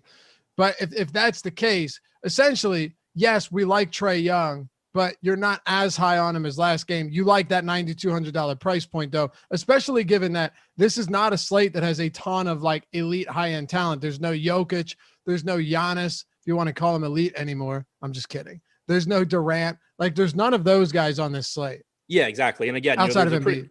there's a pretty big gap between Young salary on DraftKings and on Fanduel, but that 9,200 on DraftKings, I mean, yeah, I fully expect the Sixers to have a better plan, or at least a different plan than they did at the beginning of the last game. But this is someone that during the regular season still averaged like 1.35 fantasy points per minute. He gets it done in a variety of ways. He played 39 minutes last game, which I think was really encouraging, because we were coming off of that Knicks series where he ended up averaging like 36 minutes per game. But you had Nate McMillan kind of saying, he played 35 minutes. That's kind of a lot. And so you weren't really sure you were going to ever see those like 39, 40-minute games. We got that last game, which I think is good. He's just still too cheap on DraftKings, even though I do expect Philadelphia to have a better or again, at least a different look for Young than they did last game. What's the take on Clint Capella here coming into a game where he's been playing, solid minutes, not necessarily huge minutes. He did play 37 in that clinching game over the Knicks in game 5, but 32 minutes last game. He's been fine, but he really hasn't lived up to his price point at all throughout this postseason. Some of that could be an argument that the Knicks play slow, interior defense, and just overall ability to prevent these putbacks and easy opportunities on alley-oops and pick and rolls, I guess. But like, he just hasn't been great. He's pretty much a lock to double-double, but you're getting these just modest 10, 11 double-doubles, 12, 13 double-doubles, and not a whole lot in between. Yeah, I'm concerned on Capella because not only is he not producing at a very high level in the postseason, the rates are down as well. So we're not just talking about, his per minute production's down because he played against the slow Knicks team. His usage rate's down from about 19.5% in the regular season to 11.8% in the postseason. His total rebounding percentage has dropped from a little over 26% to just shy of 21%. So the rates have dropped. The playing time's pretty encouraging, though. He's averaged 33.7 minutes per game in the postseason. He played 32 minutes in game 1 with 5 fouls. You assume that he's going to be out there as much as he can against Joel Embiid, who, by the way, played 38 minutes in game 1. So I think the minutes should be there for Capella. It's more a matter of how he's being used. How are they going to use him going forward? The upside is there. I mean, the guy averaged 1.34 DraftKings points per minute in the regular season, but so far through his first 6 playoff games, he's only averaging 0.97 DraftKings points per minute with those decreased rates. So I think that there is certainly concern. If this were just another regular season game and you told me that Clint Capella was going to play 32 to 34 minutes, I would say at 7,800, he's one of the better options on the slate. I think that, with what we know based on how the postseason has gone so far, there is reason to be concerned, but you still can't sleep on how good this guy is capable of being. Right. Now I'm with you there. I think the center position doesn't offer a ton either. I mean, it's not super deep today. It's only 2 games. You have Embiid, you have Rudy Gobert, who we'll get to in the next one. And then you have guys like Capella, but you also on the same team, if you're talking about DraftKings, have someone in John Collins, whose price is significantly cheaper. He's playing pretty much similar minutes to John Collins now, to Clint Capella. Now, I'm not saying by any stretch of the imagination that you can expect the same peripherals from him at all, but from a scoring standpoint, Collins has been fine. The only issue I have here is the shot volume on Collins has been extraordinarily low, right? Like super low. He's just been very, very efficient with his shooting in the postseason.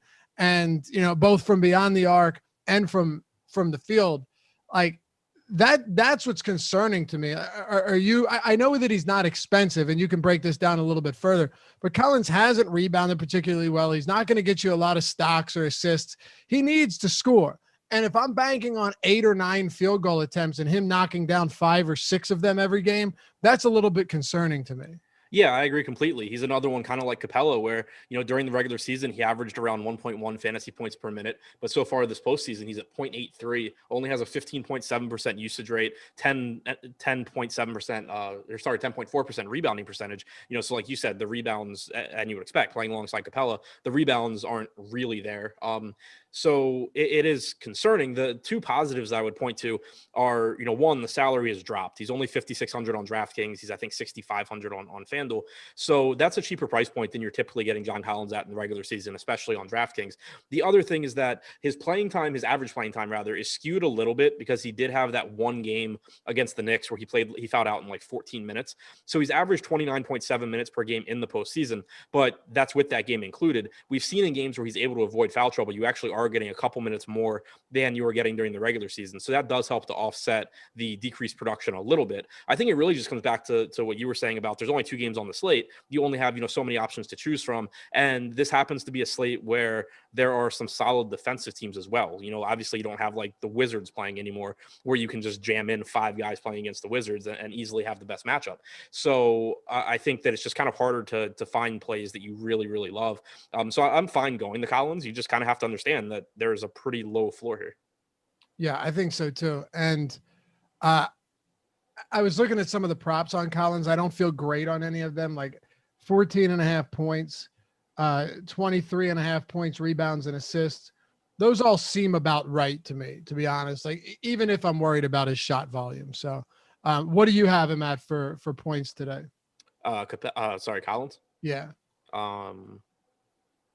Like 14. Right. So it's just like, it's not a great spot there. The DeAndre Hunter spot, you already talked about that. I don't think any of us are particularly enthusiastic about Solomon Hill, but if he gets the start and Hunter is out, maybe he gets another 25 minutes on a per minute basis. There's nothing really exciting about that. But what about, before we get to the rest of the starters, I just want to get to one cheap guy here. Kevin Huerter is the only bench player from Atlanta on Sunday to actually get any significant run. Sure, a few of those guys got hot for the 7, 8, or even 15 minutes they were on the floor, specifically in the first half. But Kevin Huerter was out there for nearly 30 minutes in that game. Does he stand out to you today as a decent enough value option on a short slate? Yeah, but I think, again, and I kind of touched on it when I talked about him and Gallinari before, it is a spot where you're going to want to pay attention to ownership. Right now, we have DeAndre Hunter projected in, so I don't have, a good answer for how we're projecting ownership if Hunter is out. But if Hunter sits, you have, Huerter coming off the bench, playing about 28 minutes last game, whereas Gallinari played 17 or 18. I think whoever's playing better out of the two is going to get a nice chunk of minutes, in the mid to upper 20s. Huerter's played relatively well in the postseason so far, about 0.9 fantasy points per minute. Gallinari has struggled, but Gallinari is someone that does have a pretty long track record of being close to a fantasy point per minute guy. So it is one spot where I think Huerter projects as a good value. I think Gallinari would project as a pretty good value as well. Although, of course, we know the risk. All you have to do is look back to what he did in game 1. But it is a spot where I would pay attention to ownership, because what we've seen so far in the postseason is that when you have a situation like this where it's kind of a coin flip between two guys, and one guy had a significantly better game, in the previous game, you end up getting like 2 or 3 to 1 on the ownership for the guy that did well. So it's a spot in tournaments where if you do get a big ownership gap between Kevin Huerter and Danilo Gallinari, just go to Gallinari in those spots. It's probably 50-50 to work out, but it's one of those situations where playing the ownership like that, if you could play this slate over and over, you're just going to come out ahead by playing Gallinari. Yeah, it's a good point. Bogdanovich, man, a lot of chatter in our YouTube chat right now about Bogdan Bogdanovich. A lot of excitement surrounding him, man. This is very interesting today. If you pull his ownership, which you can find at awesemo.com, he's coming in like not exceedingly high on DraftKings, around 26%. 25% at 6,800, and on Fanduel he is around. I got to make sure it's the right one. There he is, 6,800 as well, and that is 30%. So is he one of your top options tonight in the mid range? Yeah, I think so. It's not that I love the salary on Bogdanovich, but it's that I think he looks like he'll be useful in terms of, filling out your lineups. It's something that I ran into on the slate in game 1 where I didn't really feel strongly one way or the other about Bogdanovich, but once I built lineups, I realized how useful he was at that salary. And I do think he's someone that could benefit. Like if the Sixers come out and, they trap Young more, they do stuff to get the ball out of his hands, Bogdanovich is someone that's going to need to step up. He's almost a 44% 3-point shooter. He can do a lot with the ball in his hands. He's a natural guy to take on a bigger role if the Sixers basically do what they can to game plan, Trae Young not to beat them. Not saying that's necessarily what's going to happen, but Bogdanovich would be the natural guy that you see step up and need to make some plays. So I think Bogdanovich, you're expecting around 36 minutes here. I think that, he's around the fantasy point per minute guy. And so that kind of just gives you at 6,800 a pretty decent value, even if he doesn't stand out as, the first or second guy you're putting in your lineup. So Embiid is a game time decision. Now, that would be insane if he sits, right? Crazy. Yeah. What they're going to do is he's going to test out his knee. Yeah, we're back to Embiid from like 3 years ago, where you're just like scouring Twitter for pictures of him warming up to see what he's wearing and what he looks like. Yeah, exactly. Ice Cold Coors Light says you're a Sixers homer, Laffy. Yeah, you haven't watched enough of my shows then. He also asked why I'm talking about NBA because the only sport I'm good at is NFL. So do I like the Sixers and Philly teams? Yeah. I've said from the beginning, you know this, I've said I don't see any team being able to beat the Nets at all. Yeah, and they're clearly the best team. When Josh said on the strategy show that he took the Sixers to win the East, I took the Nets to win the East. So homer that, fella. And for anyone that thinks I'm better at NFL than NBA, there are plenty of NBA head-to-heads posted in the Draftkings lobby. There you go. I think we got to mostly everybody here. Anyone else you want to hit on for the Hawks? No, I mean, we talked about everybody relevant. Okay. Let's go to the Philadelphia 76ers and Joel Embiid. He is a game time decision coming off a 39-point performance, though. Phenomenal shooting, 14 for 15 from the free throw line, which is one of the reasons he's so valuable. 38 minutes. You just don't know if he's going to be at full strength. Like, there's one thing sitting out a few days, not playing in game 5 against Washington, and then coming back for game 1 and playing that. Who knows what type of effect that's had on him? I don't. But I can tell you this much, Adam, and then we can jump into the DFS realm. Over 9.5 rebounds for Embiid is something I really like today. But now I looked and the over is juiced to like 159, minus 159. But you could grab the double-double. Yes, on the double-double at minus 125 or 130. And here's the thing. Embiid had 21 rebound chances last game. That's not to factor in that the Atlanta Hawks were knocking down almost all of their shots. So, yeah, Joel Embiid, double-double to me, assuming he's healthy, seems like a really, really good spot, especially since that game was played at a 107.3 pace, really fast-paced game, saw 150-plus points. Now, I'm not saying you'll see the same pace today, but this is not going to be some slog fest where there's no opportunities. Look, missed shots create rebound opportunities. And if you're grabbing if you're getting 21 plus or 21 rebound opportunities in that game where Atlanta was already knocking down a ton of shots, granted, Philly turned the ball over a lot. I think Joel Embiid to get double-digit rebounds is a nice look today. Wherever you're looking, go to oddshopper.com and check out all the spots that you can find that, because there's definitely going to be some books that are laying better odds than the others. Go ahead. Yeah. So with Embiid, obviously this is assuming he's going to play, but the one really big takeaway I had from last game is that he played those 38 minutes. And not only did he play 38 minutes, he stayed in during the part of the fourth quarter where that game looked like it was done. It was kind of like, why is Embiid still in this game? They have no chance of coming back. Obviously they did come back, but to me, it kind of seemed like if they had concerns on him, they would have taken him out earlier. But also I thought the minutes were really, encouraging because in that Wizards series, he dealt with the injuries, and also you had games where that were blowouts. So you never really got a good gauge of how many minutes does Joel Embiid play this postseason when the game is close. And we got an answer last game with 38. So I think, there were times you were projecting 33, 34 minutes because you just didn't really know. You're getting star minutes from Embiid, it looks like, at least, if the game's competitive. So if he's in, I assume he's good to go. I'm for now just treating this game time decision like the normal Joel Embiid, misleading garbage that we get from Doc Rivers. So I'm assuming he's good to go. I'm assuming that he's going to be his normal self. And even though the salary did come up, this is a situation where you have to keep in mind he was 9,400 last slate, which is egregiously mispriced if Joel Embiid is playing normal minutes. So him coming up to 10K on Draftkings, 10.5 on Fanduel really isn't that concerning to me, especially because, like you said earlier, you don't have Kevin Durant on the slate. You don't have Giannis on the slate. You don't have those guys to pay for. So there's also not a ton of great value, but Embiid, I think clearly looks like a top option. Yeah. I mean, really, if he plays, the only reason you're coming in underweight on Embiid if he plays is because you think that he might get hurt mid-game and he's chalky and it could help you out if he leaves after 15 minutes. Yes. I mean, in that case, though, just play Dwight Howard too. Right. Now, although I guess they don't have to go big, but they don't have to. I mean, in that case, you'd want to have a lot more Simmons and Harris too. Well, right. Yeah. Yeah. If you're not playing Embiid and your reasoning is you think he's going to get hurt or you think he is hurt or whatever, you should be bumping up guys like Simmons, Harris, Howard, Maxey, some combination of those guys.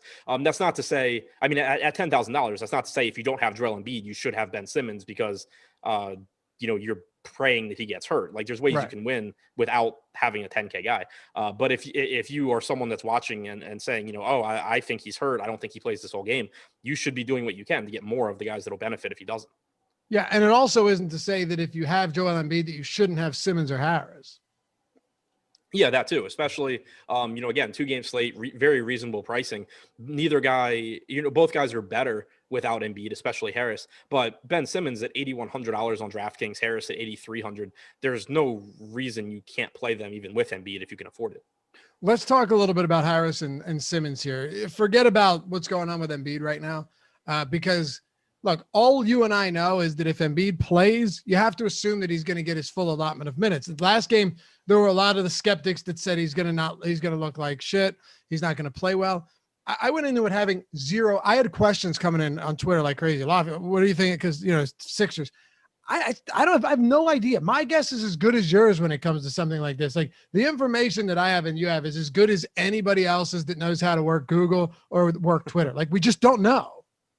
Yeah, exactly. And that's kind of, it's going to be the same situation tonight. The only thing we have a little bit more additional information where we at least know that he was good enough to play 38 minutes last game. That's where I'm at too. What are your thoughts on Harris and Simmons coming into this one as two guys that are 8K plus on DraftKings? I'm not saying that's egregious or anything, but both of them are north of 8K. And then on FanDuel, Simmons is 8,600 and Tobias is 8,800. So even a little more expensive there. Yeah, so I mean, well, for starters, if Embiid were to sit, both of these guys look like two of the top plays on the slate. Oh, but, for sure. That's what I'm saying. We have to assume for now, at least, that Embiid and assuming Embiid plays, out, they're obvious good plays. Right. Assuming Embiid plays, I give the slight edge to Ben Simmons. During the regular season, Simmons averaged 1.13 DraftKings points per minute. Harris 1.05 in the games that all three guys were healthy and played. You're expecting 37, 38 minutes from both guys in a competitive game. Simmons has produced at a high level so far in the postseason. Obviously, you can kind of take that with a grain of salt because he was facing a Wizards team that is just inept defensively, and he was able to take advantage of that.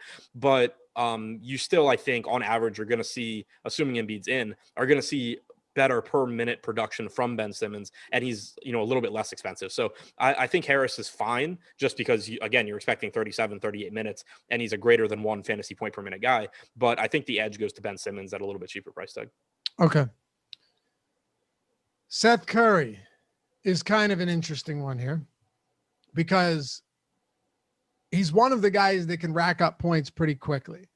I'm not saying he's the Joe Harris of the net or of the Sixers, but kind of as we spoke to yesterday about Harris and Seth Curry both have the ability to kind of be that dagger when they're on, and neither of them are going to really provide great peripheral stats. That's understandable. I do like over 2.5 threes for Seth Curry today.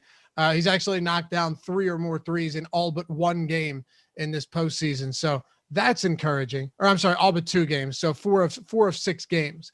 And his usage around 19, 20%. It's not great, but when he shoots, many of them are going to be from beyond the arc. And Atlanta defensively has played well this postseason, but I don't necessarily think against the Philly. I don't think you can take what they did against the Knicks and parlay that into what they're expected to do against the Philadelphia 76ers. But look, he's not a great fantasy option when he creeps up in that 5K range. It's tough for me because when Seth Curry's mid 4K, low 4K, this would be a pretty good spot, but he's still getting ownership even at 5K today. And the shooting guard position on FanDuel is particularly weak as it is most weeks or most days. Yeah, so to me, it's just kind of a last guy in where, he did play 36 minutes last game, which was really, really good to see. You had seen even in that Washington series, in the games that were more competitive, Curry kind of just coming in around 30 minutes. So I think it was good to see those 36 minutes last game, had 21 actual points. And like you said, at 5K, it's a price point where you'd be pretty surprised if you have to have Seth Curry to win, but it's still not an egregious salary where you can't see how he has a good enough game to justify it. So, he's not someone I'm building around, but I think that he's a productive enough player who's likely to play enough minutes that, if I'm down to my last spot and I need a 5K guard, Curry's fine. I think that, with Curry at 5K and Danny Green at 4,700, I would lean towards Curry between the two. Danny Green.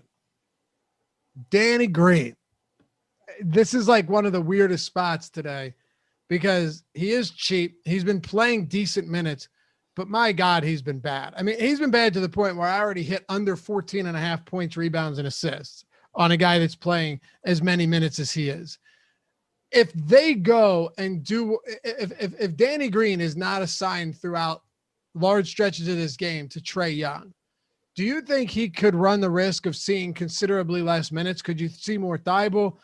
Could you see more Maxey out there? Because it's not like Danny Green's offense mitigates what happened against Trae Young. He's not somebody that's going to shoot either. So when you look at like a poor offensive scorer in Matisse Thybulle, it's not really that different outside of the fact that Danny Green shot better from three in the regular season. So how do you see Danny Green's role playing out today? And if you see it declining, does anyone benefit from that?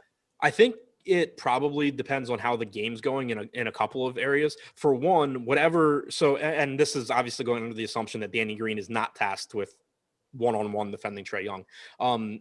If whatever they're doing with the starting unit is working, I don't think you're going to have like Matisse Thybulle come in for Danny Green, because what's the point? Like Thybulle's not adding anything offensively, and you already have Trae Young taken care of in this hypothetical. Where I think you could see Danny Green lose minutes is if multiple things don't work on Trae Young defensively. Maybe they say, okay, we're going, we're going to give Thybulle a crack at it. The other situation, probably the most likely one where maybe you see Danny Green lose minutes, is if the Hawks get out to a big lead, and then you get Tyrese Maxey coming in with the second unit. He plays really well, like we saw against the Wizards, and I think the closeout game.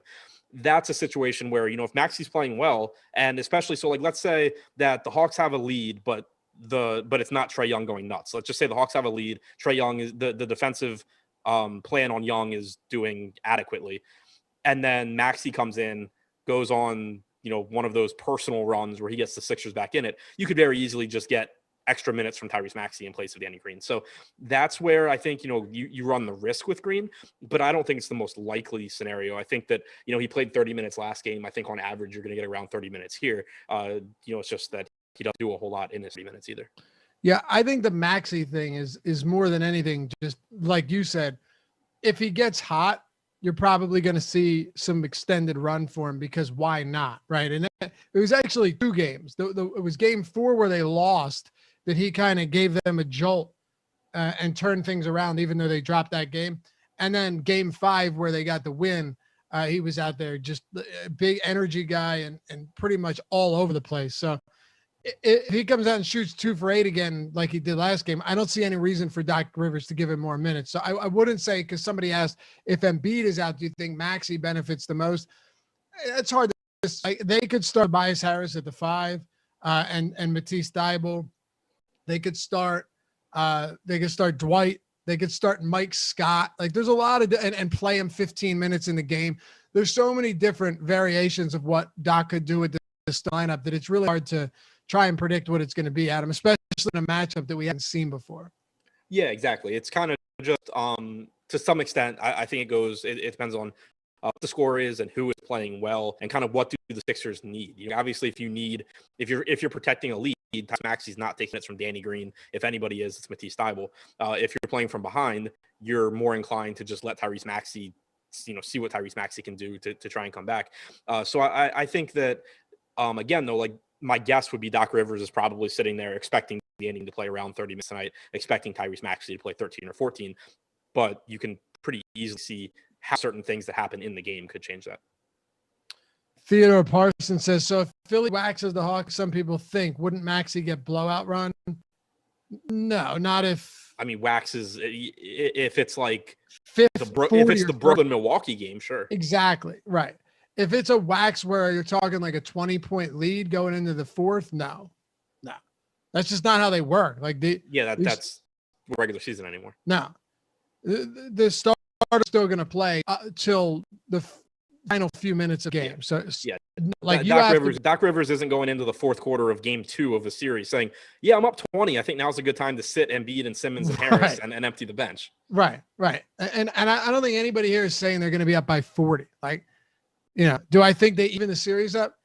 Yeah, just because they're the 1 seed, they're at home, And, they are the better team. Like on paper, they're the better team. So it's not like a hot take to assume that Philly wins this game.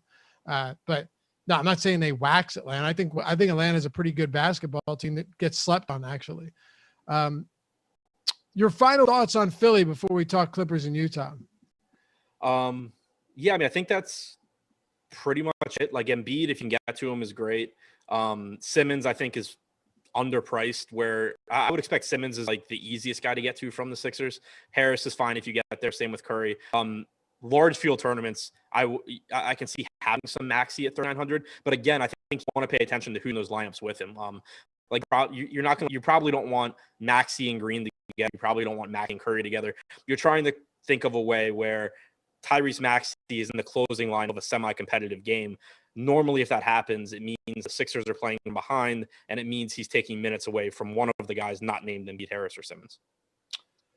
So I'm dumb, and I had no idea that we were running a show-specific promo code, but we are, which is pretty cool, because if you use the promo code NBA Deeper Dive, all one word, when you go to awesemo.com/join, you get 15% off the full month of Awesemo Plus, everything included. Ownership, player predictions, top stat tool, boomer bust tool, optimal lineup percentage, lineup builder, top pitchers tool for baseball, like a million other things that are available behind the paywall, premium content at awesemo.com. Everything built by Alex Baker, Awesemo himself. Him, #1 ranked DFS player out there, also used by him. I think that's an important part to mention. He's used these exact tools and built them for the very reason of winning money himself.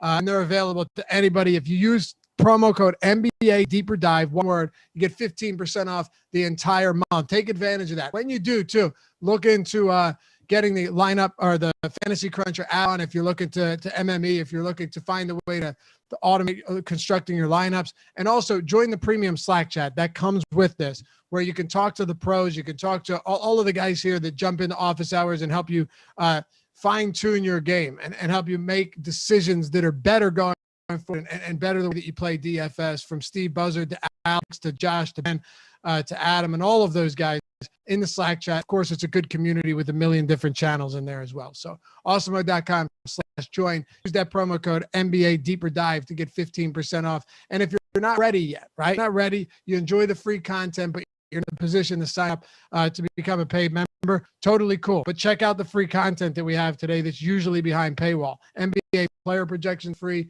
MLB player projections, and the PG player ranking, all of which totally free at awesemo.com today. All right, let's talk about the Clippers and the Utah Jazz. The Clippers were 4.5-point favorites. They're now 4.5-point dogs. They're now 3-point dogs with the absence of Mike Conley. Adam, how much does that influence for you this game? I think it makes a big difference. I mean, one, obviously from a DFS standpoint, put some stuff up, but I know Greg made the point on the show before us. I think it goes overlooked how good Mike Conley is, and not to say Jordan Clarkson's bad, but he's not Mike Conley, and he doesn't contribute the same things that Mike Conley does. Neither does Joe Ingles. So I think it's a pretty big loss for Utah in terms of, Conley not being able to play. I think it, so in addition to opening up plays from Utah in DFS, I think it makes a big difference in this game. Yeah, Jordan's trying to fix this. Jordan, do we know what's going on here? No? Okay. Well, we're going to do what we can to fix it. Is it just, hold on, let me see something here.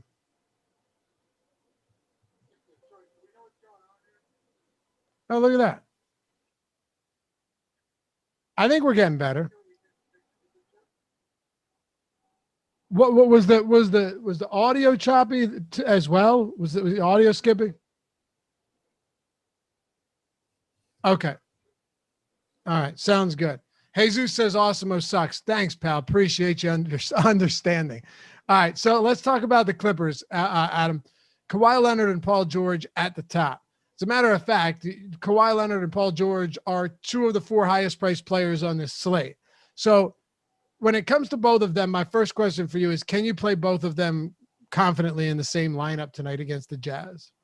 You can, because it's a 2-game slate. I don't think it's ideal because there's other guys to go to. I mean, you have Simmons, you have Embiid, you have Trae Young. Like, I think that, for example, if you get a really big game from Kawhi Leonard, I think that on average, you're going to get at least a little bit lower projection from Paul George. Like, if you know that Kawhi scores, let's say 55 fantasy points, your projection for Paul George would naturally decrease a bit because you're assuming Kawhi took more shots than normal or something. In which case, like, Trae Young is just going to look better. So it's a situation where I'm not going to set a rule against it if I'm playing a bunch of tournament lineups. But I think you could do something like, use the negative boost in Fantasy Cruncher with those two guys, so that, if Kawhi's in your lineup, you just, knock a couple percentage points off George's projection. But I think it's fine, in the same lineup still, because it's only a 2-game slate. When you're looking at the usage rates for the Clippers through the first series, and it was nice because we got 7 games out of them, right? We learned a decent amount. Kawhi's north of 28%, Paul George 26%, and then Reggie Jackson was 23%.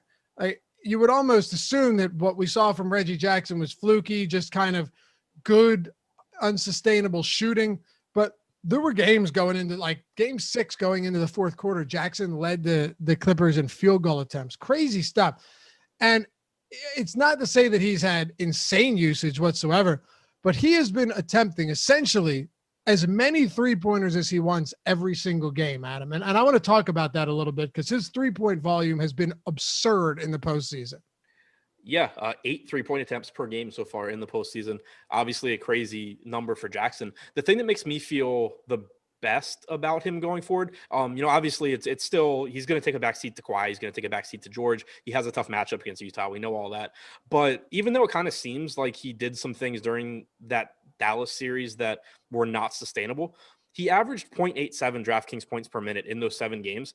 He started 19 games during the regular season where both of Kawhi and Paul George were active. He averaged 0.84 DraftKings points per minute in those games. So even though it seemed kind of fluky at times, and it was kind of just like, man, is Reggie Jackson really going to keep doing this? He really, over the course of that series, didn't produce at a much higher rate than we got in the same situation during the regular season. He did play more minutes per game, but that's something that you just kind of expect to happen in the postseason, especially if someone's playing relatively well. So I'm not, it still doesn't feel good to go to Reggie Jackson, but I'm not really too concerned about it just because his numbers ended up not being too far off what we got during the regular season. We are at 270, 25 likes before we hit 300 here. Only like 15 minutes to go in this show. So hammer that thumbs up. Make it the first thing you do. If you forgot, I understand. You came into the stream. You got other things going on. Life gets in the way.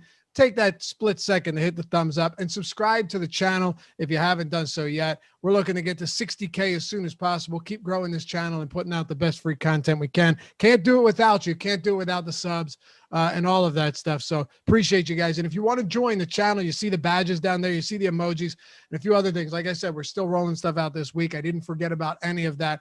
Down below the like and subscribe button, there's the join button. You can hit that. It's $2.99. Not much, but doesn't matter to me whether you want to or not. I think it's pretty cool. And we'll shout you out, of course, when you join Team Awesemo because we love you all. All right. Did you want to hit on anything else with Kawhi and Paul George?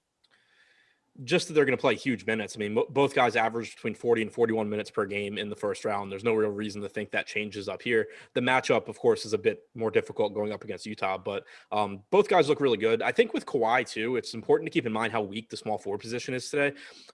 That's something where we talked about it yesterday on Fanduel with Devin Booker at shooting guard. I think you get a similar situation today on Fanduel with Kawhi, where he's really expensive. He's $11K, but small forward is just so weak. Like, if you don't go to Kawhi, you're forced onto, pairing like Nick Batum and Bojan Bogdanovic, basically, or, if Hunter's out, going to Gallinari, something like that. There's the potential for there to be such a massive gap in terms of raw points between Kawhi and everyone else at small forward on FanDuel that I think even though the salary isn't particularly appealing, it is something to, make sure that if you go away from Kawhi, on FanDuel specifically, that you are actually getting upside elsewhere in your lineup, because you're definitely sacrificing a lot of points in terms of projection and ceiling by not going with Kawhi as one of your 2 small forward options. I'm pretty fascinated by Marcus Morris because I mentioned to Josh this morning on the strategy show, it Monday through Sunday, 10 a.m. every day of the week. It is a fun show. You will enjoy it. And it's the best way to get up in the morning, get the juices flowing, talk shit, talk basketball, talk DFS, all of that mixed into one. But certain players might not have a good series, but it doesn't mean that they can't turn it on in the ensuing series or an ensuing game, right? We've seen this plenty of times. Last year, you had Fred VanVleet, or I'm sorry, 2 years ago, Fred VanVleet was awful in the first 2 rounds and then was integral in taking that team or helping that team get to the finals. I think Josh said this morning it was because he had a baby, but whatever the narrative is, it happens all the time. Marcus Morris in that clinching game 7 easily had his best game of the series. Now, from a fantasy standpoint, no, he had a better game in game 5, but just from an overall shooting performance, it was great. And it's not like he doesn't get up any shots. Well, he was 1 for 10 and 1, 5 for 13, and another 8 for 15 in game 7. He's going to jack up a lot of threes. I just think there's a lot of value to be had with Marcus Morris at a sub 5K price point when you're paying above that for guys like Seth Curry and plenty of other guys that really aren't more reliable than someone like Morris. Yeah, agree completely. And also the change to the small lineups. And, this is going under the assumption that we continue to get that because for one, it worked against Dallas. For two, Quinn Snyder said that he fully, basically without a doubt, thinks that they're going to continue to run small lineups against Rudy Gobert to try and get him away from the basket. So unless we hear otherwise, I'm assuming you're getting these small lineups again from the Clippers. And you saw a nice bump in rebounds for Marcus Morris once they switched to that. I talked during the Dallas series about the increase in rebound chances that Marcus Morris was getting once Zubac went to the bench and was removed from the starting lineup. It ended up playing out where in the final 4 games where Nick Batum started in place of Zubac, Morris averaged 5.75 rebounds per game. In the first 3 games of the series, he averaged 1.67. So you got the rebounding bump. You saw him play 42 minutes in 2 of the last 3 games. He averaged a total of about 33 minutes per game in the series, but he did deal with some foul trouble. I think, again, the price tag is really cheap. He only averaged about 0.65 fantasy points per minute in that series, but he averaged 0.81 fantasy points per minute during the regular season when he started with Kawhi and George. His usage probably does go down a bit in the postseason as George and Kawhi take more shots, but you're just getting a lot of minutes barring foul trouble at this price tag and increased rebounding opportunities as well. I couldn't agree more with you. And, Morris will have some rough games. He might get teed up more times than not. He might fire fake guns at the Memphis Grizzlies bench, but you didn't see that, Jordan? No? He made a 3-pointer and goes at the Grizzlies bench. I mean, people were upset. I'm not the Grizzlies. I'm sorry, the Mavs bench. I thought it was quite hilarious, if we're being honest. I don't remember what led to it, too. There was something that happened like right before. There was. Yeah, I can't remember. I think he got teed. No, he got teed up for that. It was not unprovoked. Even if it was, I mean, whatever. Look, it's not real. Right. You're not just firing a Glock 17 their way. You're just firing a gun made out of your hand and fingers at the bench. Yeah, is it disrespectful? Sure it is. But as a consumer, as a fan, I find that stuff funny as hell. Yeah, give me more. No issue with it. I don't have an issue with taunting or anything like you. The only argument I can see for why the NBA cracks down on that stuff so quickly is you don't want it turning into fights, which it does and will. But for sure, and if that turned into a fight, I'm here for it. But yeah, like you said, I get you're right. You want to do, if you're the league, you want to do what you can to eliminate that aspect of the game. But you're telling me you don't enjoy the occasional once a month brawl in the NBA? No, I fully enjoy it. I still enjoy baseball brawls too. It's great. Yeah. And hockey fights. Yeah, it was Josh and our buddy Dan Strafford saying that they wish that they would remove fighting from hockey. And just absurd. I disagree. Hey, welcome to the team, Chad Freeland. I see you in here a lot, man. Nice to have you part of Team Awesemo. All right, close out the Clippers for me, and then we'll go to Utah and turn this one over to Chris Spags and Terry McBride for Live Before Lock. So the only guy that you're going to feel confident in that we haven't talked about yet is Nick Batum. 46, and that's still using confident pretty lightly, but 4,600 on DraftKings, 5,600 on Fanduel. Obviously, a lot more expensive on Fanduel, but 4,600, a reasonable price tag for someone that averages about 3/4 of a fantasy point per minute, averaged about 36 minutes per game as a starter in the Mavs series. Again, this is assuming he starts in place of Zubats again tonight. I think Batum, especially on DraftKings, still offers some value, and he is small forward eligible on Fanduel too, where there's not a lot of options. For the rest of the Clippers, there's still pieces that you can throw into tournament lineups. You just have to understand that the floor is extremely low. Zubats being one of them. I've seen, obviously a lot of people asking about him in chat. He's 3,500. You are playing against a big center in Rudy Gobert. It's not that they're not playing Zubats because the Jazz are small or anything like that. It's that they're going to try and pull Rudy Gobert away from the basket, keep him away so that he can't protect the rim. But there's ways where, this game can go where, X, Y, or Z strategy isn't working. And so you get Zubats getting more minutes. We had a couple games in that Mavs series where he played like 16, 18 minutes off the bench. We also had games where he played 3 minutes and 5 minutes. Even at 3,500, he's extremely risky, but there is a path to success where they end up playing him 20 minutes for one reason or another. Same can be said for guys like Rondo and Terrence Mann. In the Mavs series, you had a couple games where Rondo was getting, 26 minutes. Then that kind of disappeared. But you could certainly get back to that. Last game, you only got 9 minutes from Rondo, so certainly no guarantee there. Kennard joined the rotation last game. Terrence Mann played 26 minutes. He's only 3,300. So my point being here, the Rondo, Mann, Zubats plays all have a reasonable path to success at sub 4K, but they kind of also work against each other. Like if Terrence Mann plays 26 minutes again, you're probably not getting many minutes from Rondo. You're probably not getting many minutes from Zubats. If Zubats plays 20 minutes, you're probably not getting much from Rondo or Mann. And if, Rondo or Mann does well, you're probably not getting much from the other guy. So I wouldn't play more than one of those guys. And I would still I wouldn't play Zubats with Batum, or at least I would do max 2 of Zubats, Batum, Morris, because, again, if Zubats does for one reason or another get more minutes, it means that the guys that have benefited from these small lineups aren't benefiting anymore. That means Batum, that means Morris specifically. All right, let's talk about Utah. Before we do, I mentioned a couple of times throughout the show, few props, whether it's the Embiid double-double prop, Seth Curry over 2.5 threes, Danny Green under 14.5 points, rebounds, assists, especially with what I think could be his minutes in flux. All of this stuff, if you go to oddshopper.com, you can pull it straight up. You can search their name, get all of their props.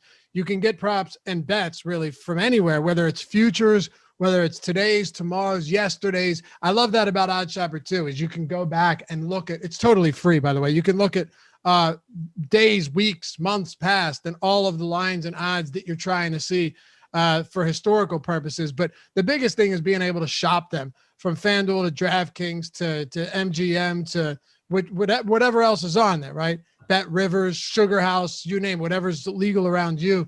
And they're all next to each other. You can one single spot, and it looks a whole lot nicer than a couple other sites that do this. I can assure you of that. That's the way, you got to shop around, find where the best odds are, and hit on those every single day. You can track your bets. You can set up notifications, watch lists, all of that stuff, totally free. And take advantage of some of the offers on there as well, as these books are just throwing money at people trying to get them to sign up as the sports betting boom comes to a head. All right, Utah. Let's make this one happen. The Utah Jazz without Mike Conley tonight. Do you think they still win? Yes, but I would be a lot more confident if Conley were playing. Yeah, me too. He's kind of like Chris Paul in the sense that, not to the same extent, but he doesn't get the recognition that he should in terms of actually contributing a lot to a team outside of just fantasy points. Yeah, it's exactly what Greg said on the show before, is he's just not the type of guy that a lot of people, like in the DFS community or just general basketball fans really appreciate, because he moves the ball well, he makes plays, he defends well, he's an efficient shooter, but he's not going to go out there and normally just light up the scoreboard. But that's the kind of guy that, especially in the postseason, can really hold a team together. So I do think it's a pretty big drop off, especially because Utah doesn't really have a guy like that to step in and do the same thing. Jordan Clarkson's a different player. Joe Ingles is a different player. You don't have, a Mike Conley just waiting to come in and pick up those minutes.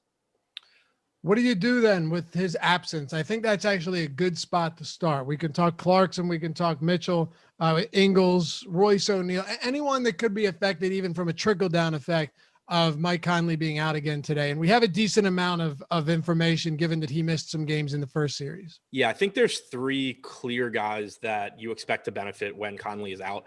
Donovan Mitchell, of course, one of them. He played 11. Let me find it. It's in the deep dive article. He played. I can't find it. So he played 10 or 11 games without Conley this year. 11 games without Conley. Averaged 1.45 DraftKings points per minute, 34.9% usage rate. Assist percentage jumped to 32%. By comparison, when he played with Conley, he averaged about 0.2 of a fantasy point per minute less. His usage rate was about 1.5 points lower. His assist percentage was about 7 points lower. So you saw him pretty much benefit across the board. And then Mitchell also coming off of a very good series against Memphis, where he came back from injury, was initially limited in his playing time, but he averaged 1.49 DraftKings points per minute. He had a 37% usage rate, 33% assist percentage. So he clearly played like he was healthy once he came back in that Memphis series. And then now you're getting Conley out. So it's a benefit for him. It's a benefit for Jordan Clarkson in terms of, one, it solidifies his minutes because, like Clarkson played 30 minutes last game when Conley was hurt mid-game, but you would see in other games in that series where Clarkson played like 22, 23 minutes. Conley being out, you're going to get probably 28 to 30 minutes, if not more, from Clarkson. In the games he played with Mitchell and without Conley in the regular season, he averaged about 28 minutes per game. He averaged 1.14 DraftKings points per minute. So not only do you get the minutes, but you're going to get at least some small section of minutes where Clarkson's on the floor without Donovan Mitchell and without Mike Conley, which is really useful because if you think about Utah's normal rotation, they stagger Conley and Mitchell. So even though Clarkson comes off the bench, he still plays all of his minutes with at least one of those guys on the floor, if not both. Now you're going to get at least some section of minutes where he's just out there running the offense. So his production goes up along with his playing time. And then the third guy is Joe Ingles, who I expect to start in place of Conley. He averaged 30 minutes per game in the games without Conley and with Mitchell this year. He averaged about a fantasy point per minute. His assist percentage was around 23%, usage rate around 19%. He's the least exciting out of Clarkson, Mitchell, and himself, but he's also really inexpensive. He's 4,300 on Fanduel, which really stands out. 4,900, I believe, on DraftKings. So still a solid value, assuming you're going to get 30, 32 minutes from Joe Ingles. Rudy Gobert, I was looking at his points, rebounds, assist prop. Also his rebounds prop, which is a 13.5. But points, rebounds, and assists at 28.5. I've got to tell you, if Marcus Morris starts, I'm not saying this is an overall detriment to the Clippers today, but with Rudy Gobert being such a prolific rebounder and somebody that is not a great scorer, he's not someone that you draw up plays for, but he can get his, especially when he's going up against a front court that he towers over. I like the over there quite a bit, but I'm curious to know how you view Rudy Gobert today, assuming he gets, say, 36 minutes, which I think he will in a close game, and if Marcus Morris starts at the 5. I like him a lot. I think the ceiling's really high because, like you said, he could just grab a million rebounds against the small front court. And I'm sorry, real quickly, like, for people always say stuff like this, like, do you think Snyder or whoever might match up against Clippers going small? No, you're not going to take arguably your best player off of the floor because of what the Clippers are doing, no matter what's happening. Just throwing it out. Not in the playoffs. The risk, to me, the risk with Gobert, with the small lineup isn't that he loses minutes. Like, I don't think Utah's going that route, unless it's like desperate. But what you could see happen out. Yeah, you could see it where like Bojan Bogdanovic gets a bunch of rebounds or Royce O'Neal gets a bunch of rebounds because Rudy Gobert is hanging out at the 3-point line with Marcus Morris. That's one of those things where, you could watch the game and just say like, damn, I should have seen that coming. I still think the most likely scenario is that at worst, it comes out in the wash. Gobert is more efficient when he's around the basket in terms of getting rebounds. Maybe he loses some opportunities because he is away from the basket more than normal. But I think you're still going to get a pretty good rebounding game for Gobert. But the other thing is that I think you're going to get those putbacks on the offensive end. I think you could have the Clippers could have trouble with Gobert on the offensive glass where you're going to get some offensive rebounds. You're going to get some putbacks from him. And that's something else that I think could kind of help wash out the potential of missing some chances where he's not around the basket on the defensive end. Josh says Mitchell's their best player by far, in my opinion. It's a fine opinion to have, but I mean, if you're factoring in defense, Rudy Gobert being the defensive player of the year or the defensive top candidate every single season, the complete anchor of that defense, you could absolutely argue that Rudy Gobert, I guarantee you that Josh Engelman would put Rudy Gobert as the best player on that team because he said that he should have been a dark horse for the MVP this year. Yeah, which is just another insane take along with getting rid of fighting in hockey. But if he said that he was the best player on the team, I wouldn't argue that. No, and I'm not going to argue Mitchell isn't either. I mean, either of them. But to the point that we're saying, like, they're not taking Donovan Mitchell out for matchup reasons either. Those guys are just going to play. The only way you see Gobert get taken out for matchup reasons is if, one, he's just playing abnormally bad. Two, the Clippers are making like every 3-pointer they take and they're up by like 25 points or something. And Quinn Snyder just says, okay, like we have to do something different. But you're obviously not building your lineups around that. So I think, all in all, it ends up being a good spot for Gobert. And most importantly for DFS, he's not expensive and the slate doesn't have a ton of great centers. He's a lot less expensive than Embiid, like 2,100 less expensive, I think, on DraftKings. He's like a little under 2K, like 1,700 less expensive on FanDuel. So you're getting a nice discount there. I think he's more reliable than Clint Capella. So to me, I think Gobert is the top center out of those three. All right. We are very much up against it. Close this out for us with the Jazz. And we are on the precipice of doing something great here. One like away from 400 as we close this show out. One of you kind souls hit that thumbs up and get us over the hump. Adam, the rest of the Utah Jazz, and then we'll turn this over to Spags and Terry. Yeah, so Bojan Bogdanovic doesn't really get a bump with Conley being out, but he is 5,400 at that weak small forward position on FanDuel. He should play 33 minutes or so in this game. So I think that he's a very good value on FanDuel. He's less appealing on DraftKings. Royce O'Neal, as a last guy in, I think is fine. Like you're probably going to get 34, 35 minutes from him. They can definitely use his defense on the wing. And then there is the potential, like we were just talking about on the defensive end, for Royce O'Neal maybe to grab a couple extra boards because Rudy Gobert is not hanging out in the paint. Again, this isn't saying, jam Royce O'Neal into lineups. It's just maybe, Royce O'Neal on average is around 3/4 of a fantasy point per minute, and he's going to play around 34 minutes per game. Maybe you get a couple extra rebounds along with that. All right. And last question, as always, your favorite high-end option and your favorite value play for tonight. High-end, can I include Donovan Mitchell? Sure. Okay, Donovan Mitchell. And favorite value is, I guess, Joe Ingles. He's 4,300 on FanDuel. I think it's going to be really hard for him to disappoint there. All right. I'm going to go Embiid and I'm going to go Marcus Morris. I think Marcus Morris, if he gets those minutes, is going to have a big impact in this series. That'll do it for us. Spags and Terry McBride coming up next. Don't forget, you want that 15% off your first month. Everything included at Awesemo, not just basketball, every single sport we have to offer. All of the tools. NBA Deeper Dive is the promo code, all one word. We'll see you back here soon. Hit Adam up at ShipMyMoney DFS, myself at Lafayette_D on the Twitters. Jordan, roll that music, baby. We out.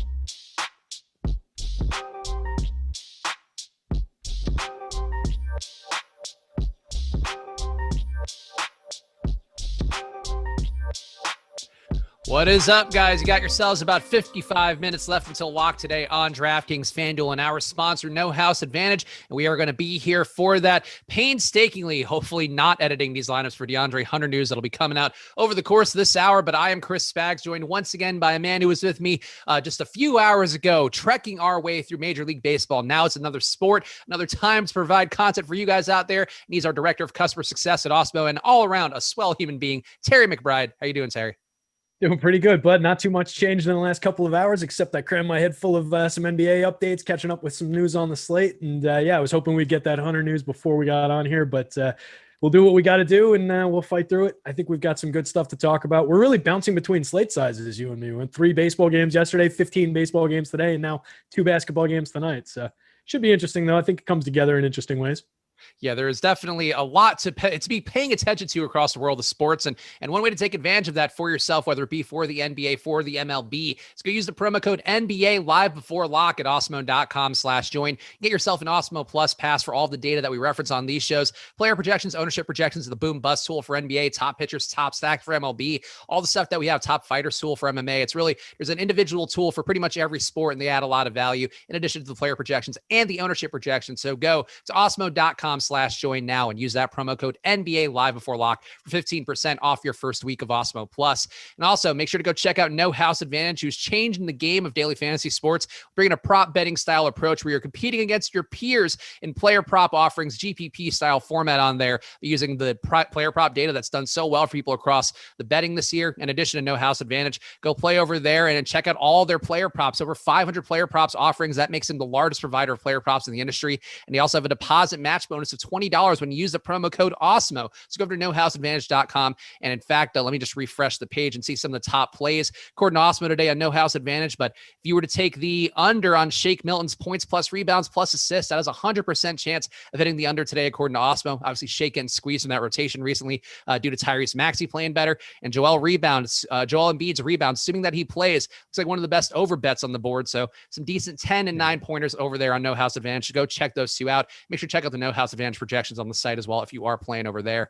But Terry, I feel like the big news here that people in the chat are asking about is going to be the DeAndre Hunter news. Joel Embiid is also a game time decision, but I have to assume he plays after playing last time out. Didn't make sense that to me, based on what I know of meniscus tears, which obviously tremendous in volume and just I've been studying my medical stuff for so long now. That's, as you can tell, I'm a medical professional by the way that I say medical stuff. But Joel Embiid is I assume going to play today, but we'll find out for sure. But DeAndre Hunter, one of those players, Terry, who had his price tag popping up a lot in the optimal lineups on the boom bust tool. And he, to me, right now might be the most important player on the slate, because if he is not in this game today, I am going to have to redo literally everything over the course of the show. And you will see me die right in front of your eyes on camera.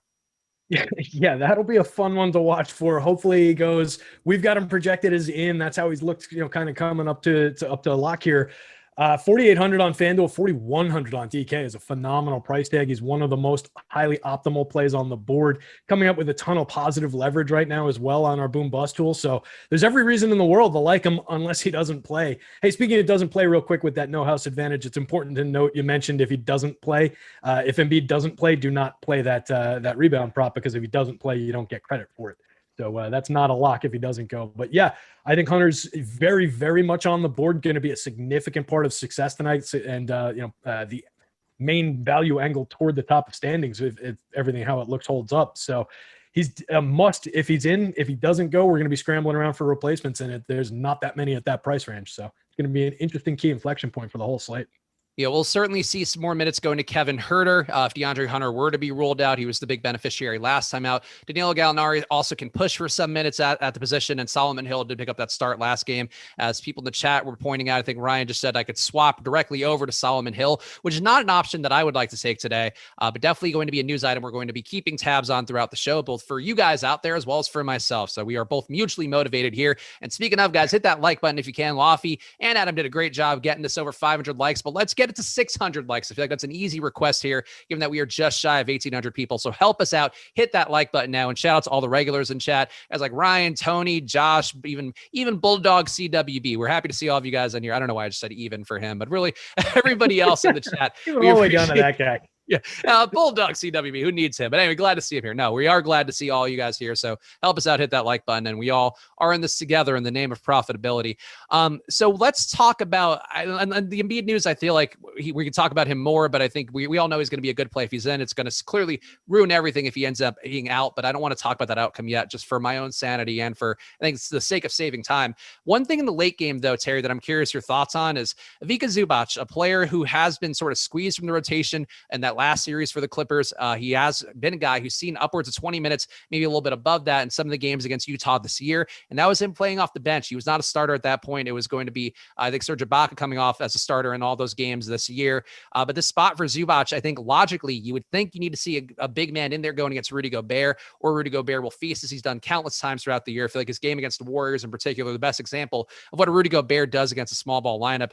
But Zubac today projected for 19 minutes from Awesemo, Terry. And I feel like at that number, it is very hard to not get to Ivica Zubac, and he's currently only projected for 11% ownership. So what is your read on the situation? Obviously, it is sort of hard to guess game one of a series. We don't know how it's going to go. We can only look at the regular season. And as anybody who played DeAndre Jordan against the Bucks will tell you, it's not necessarily an indicator of what's going to happen in the playoffs. But are you in on Zubac playing just shy of 20 minutes? Do you think he plays less? What is the outcome here? Because he is one of the value plays on the slate that will actually be very usable if he's in. Yeah, it seems like that 18 to 22 minute range probably makes sense as a best guess for what we know based on everything that we've had in the news coming up to this game. Adam was talking about it a little bit on the last slate, wrote about it a little bit in the deep dive, but they did kind of commit to the fact that they're going to be trying to draw Gobert out by playing some small ball. So if they're focused on that and Zubac isn't a primary focus for this team, I just don't think there's upside beyond those minutes. I think he's going to be out there for around what we've got him projected. But even at that mark, 3,500 on the DK slate doesn't take him out of play. He's 22% optimal over there, coming up with a nice leverage score. So as a strong value play, I don't hate that at 3,500. You'd like to see him get 24 to 26 minutes even if you do make that play. And it's not totally off the board if Gobert's dominating. Yeah, they're going to have to throw a body at him, and he's their best option for that. So it is in the range of possibility within the range of outcomes. So if he's getting that under own, that's a good spot where we're just talking about grabbing a broad range of outcomes on a slate this small. You've got to be able to take advantage of some spots like that, some potential upside spots that are not necessarily on the public's board. So I think that is one. Not sure I would make the play where we're only getting one center on Fanduel. A lot less likely over there. Yeah, I think that makes some sense. On DraftKings, you have the dual positionality there where you can put a center and utility spot too. I think that does make Zubac tougher to avoid. I know for me, so I was running my crunch and I've talked recently about, my process on some of these shows, but basically just sorting down a certain amount of lineups and removing some of the higher owned ones based on how the field's looking, and then doing some cutting in the optimizer as well. And it did seem like Zubac could have come up a lot more for me. I'm going to have him 3x the field, or 3x the projected ownership of the field today. 11% expected ownership for Zubac from our ownership projections. And we'll do money time here in 17 minutes. So I'll give you guys the top 5 owned plays on DraftKings and Fanduel for free. But Zubac, I think in this spot, I'm with you. I think if he's going to play any run of minutes, it feels like he has to play some in a pace down spot where you just probably want some rim protection there, probably want somebody who can stem the blood flow of whatever rebounds Gobert is going to be getting if they go small. So I will be playing Zubac more than I would like to tonight. I would certainly feel a lot more comfortable if we got the starting nod over Nick Batum. But I'm with you. I think that the Clippers are probably going to bomb away. Doesn't mean Zubac can't get minutes here. Doesn't mean he won't get minutes. But I think he comes with a lot of risk on a slate where there are a couple spots I think today that are going to come with a good amount of risk. Speaking of, we do not have Mike Conley in the lineup today. He's dealing with this hamstring issue that's been hurting him all year long. And Terry, that does mean it should be more usage, more ball handling time for both guys like Jordan Clarkson. In particular, I think the ownership for him is lofty, but to me could be loftier. He seems like a play that is going to end up in a lot of your top projected lineups on the day. Donovan Mitchell also gets the boost. Joe Ingles gets a boost. Really everybody in the team gets a boost. So we talked about the other side with the Clippers and their big men, but how are you feeling about the Jazz? And I guess who takes the biggest jump upwards for you with no Mike Conley in there?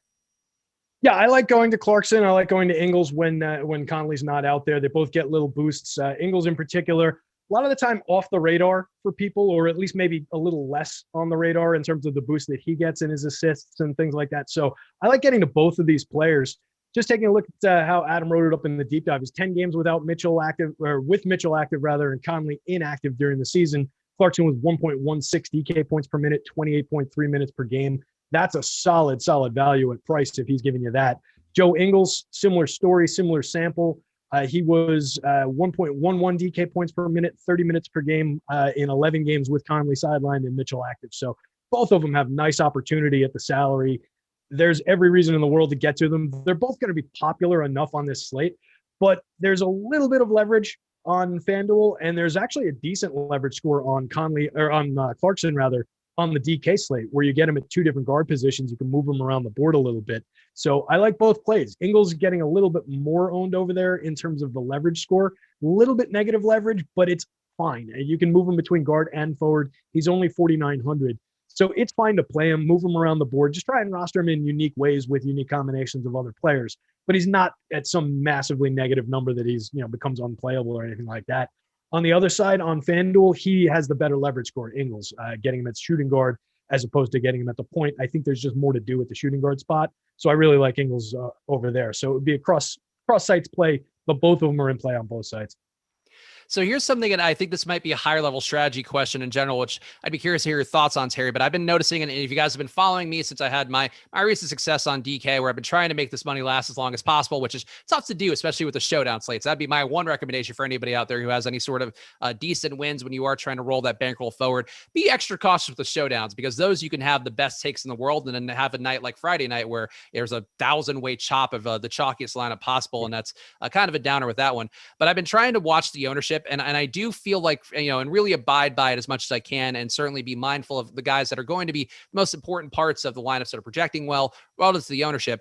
And I think there's a real argument to be made for Jordan Clarkson being borderline unfadeable on DraftKings. I still cut the ownership at 75%, but I think with his the chance that he's ending up in the optimal, over 50% a probability of that happening according to the boom bust tool, I feel like Clarkson, there's certainly some risk. You could see him not close the game. You could see Royce O'Neal and Ingles close over him. I think that certainly is some of it. But at 5,800, Terry, I feel like I'm very willing to go to Clarkson heavy. And I know that's not necessarily the strategy in the playoffs in particular, with how variant it's been that people would want to do. I guess there's two things about strategy that I'm curious your thoughts about. But Clarkson, and I guess the concept overall of playing somebody like 90%, is that something you would be doing on a playoff slate? Or would you be more inclined to just get it closer to kind of like we approach baseball, where you're having the ownership a lot and really just trying to keep it so you have a decent portfolio that's not putting you at too much risk across the board?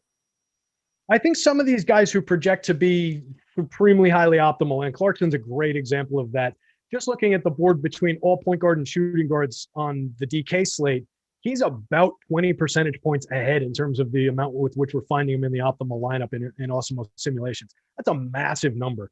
It's outstripping his already heavy ownership over there. So yeah, you're going to need to get well ahead of the field on him anyway.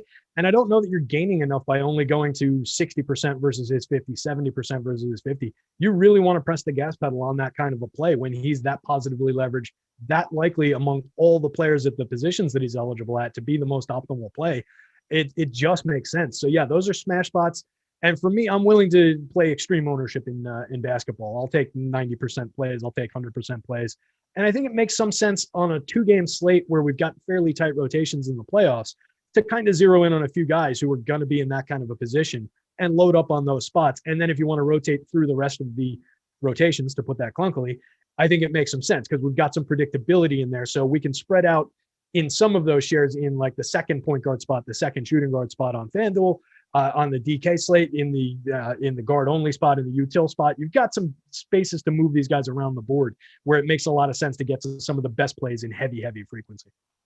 So the other question I have strategy wise, and it was something I observed where I think it was 2 of the top 5 lineups yesterday. It might have been 3 of the top 5. So don't misquote me on this. It was definitely 2 though out of the ones yesterday. And this has been something over the last few slates where even for these 2 gamers that some of the top players out there and the guys also yielding the biggest results. So that's certainly a part of it, but it was also 150 maxers I noticed playing a max 4 by team instead of max 3. And all year long, I've been playing max 3, and it does seem like in the playoffs, we're seeing a little bit more. And I don't want to overreact to it too much, but I did make that move for myself today on the optimizer where it wasn't occurring a ton for me, but I think there are ways to get 4 Jazz players in your lineups and like the look of it quite a bit. And I think it makes sense too with not having Conley in there, kind of like it looked like with the Nets yesterday, where there were some of the top lineups. I think one of the top lineups had 4 Nets, and then one of the top lineups had 5 Nets actually. And then if I remember correctly, one also had 4 Suns. So it was something too, or it wasn't even just like an aberration. Part of that in yesterday's slate that was driven by the Bucks being so bad was that they underperformed by such a wide margin. It made it easier for that to happen. But Terry, that's a question I have for you, because I know you study the stuff, more on a higher level, the science behind it all and the numbers that go into it. Are you willing to get to 4 guys per team today, given that, that is one way to sort of game stack without actually going out of your way to create game stacks? Because if it's winning, and I think people aren't doing it enough, I know we've beaten into our own heads, I think, as an industry, that 3 max is always going to be the move. But I think going to 3 max players or 4 max players per team today on DraftKings is a move that I'm willing to do. And it is something I'm doing myself. So would that be something you're okay with, or is it something that you feel like might just be small sample size from recent results in the GPPs? I think it can be both. I think, anytime we're getting wrapped up in individual results from individual tournaments, things like that, we're getting away from the way that we want to make those decisions. But I think the key to this is it's going to be okay to roster 4 players because we've got 2 games to work with. So we've only got a limited set of plays anyway. So I think, letting that fly out to 4 players, it maximizes our chances of landing on that optimal combination, which is really what we're looking for. It also affords us the ability to get to more unique combinations, because if you're going with only 3, then it might squeeze out some of those lower owned value plays as it's constructing the lineup. Like I might provide the necessary points to fit that spot, might fit in at salary, but because it's already grabbed 3 guys from his team, it'll squeeze him out when he would have been the more optimal play. So on a slate this small with this few options, I think you have to do it that way. Yeah. So I guess to note, if anybody's trying to follow my process, or if you're just, I guess, curious about how it goes, I'll certainly talk about it tomorrow on whatever shows I'm doing. But for me, I still capped to 6 guys per game, but willing to go to 4 per team. So I didn't want to end up with 8 guys from one game. Obviously that doesn't seem like the most optimal situation. But that's going to be, to me, the spot that I think is you can get different with your optimizer construction. And on short slates like this one, where we talk about a lot throughout the year, the NBA field's so sharp. I think you're seeing it even more in the playoffs so far. Obviously, barring the one day I did well, I think that's the one day the field wasn't sharp. It was Memorial Day weekend, so everybody's just too busy checking out early, and then I could finally take advantage. Yeah, exactly. Just all the people out there were drunk. They were putting their lineups in, and I could swoop in and take control there. That sounded terrible out of context. Please don't cut that. Okay. But overall, I feel like that to me is something where you just kind of have to be willing to do some things that normally aren't going to be optimal on the 8 to 15 game slates, whatever we saw all year long with the NBA. And that is one move that I'm making today that maybe will help somebody out, because just an observation that sharper players are doing it in a way that I wouldn't normally expect. Want to talk more about the Clippers on this spot, because clearly we're not going game by game here. We are going to jump around. We can also take some questions, so feel free to drop some in the super chats or in the premium Slack, of course, which is part of that Awesemo Plus membership. And let me just make sure that I haven't gotten tagged in anything. Here's a question we could start with for the Clippers, and not normally the spot you would start with, but I think this guy's going to pop up for people a lot in optimizers today. Mr. Moneybags asking any Rondo love for a DK GPP. And I have to say, I was getting Rondo today. The issue for me is that I don't know that he has a pathway to playing to 21 minutes we have him projected for right now. On DraftKings, the price tag works really well, 3,800.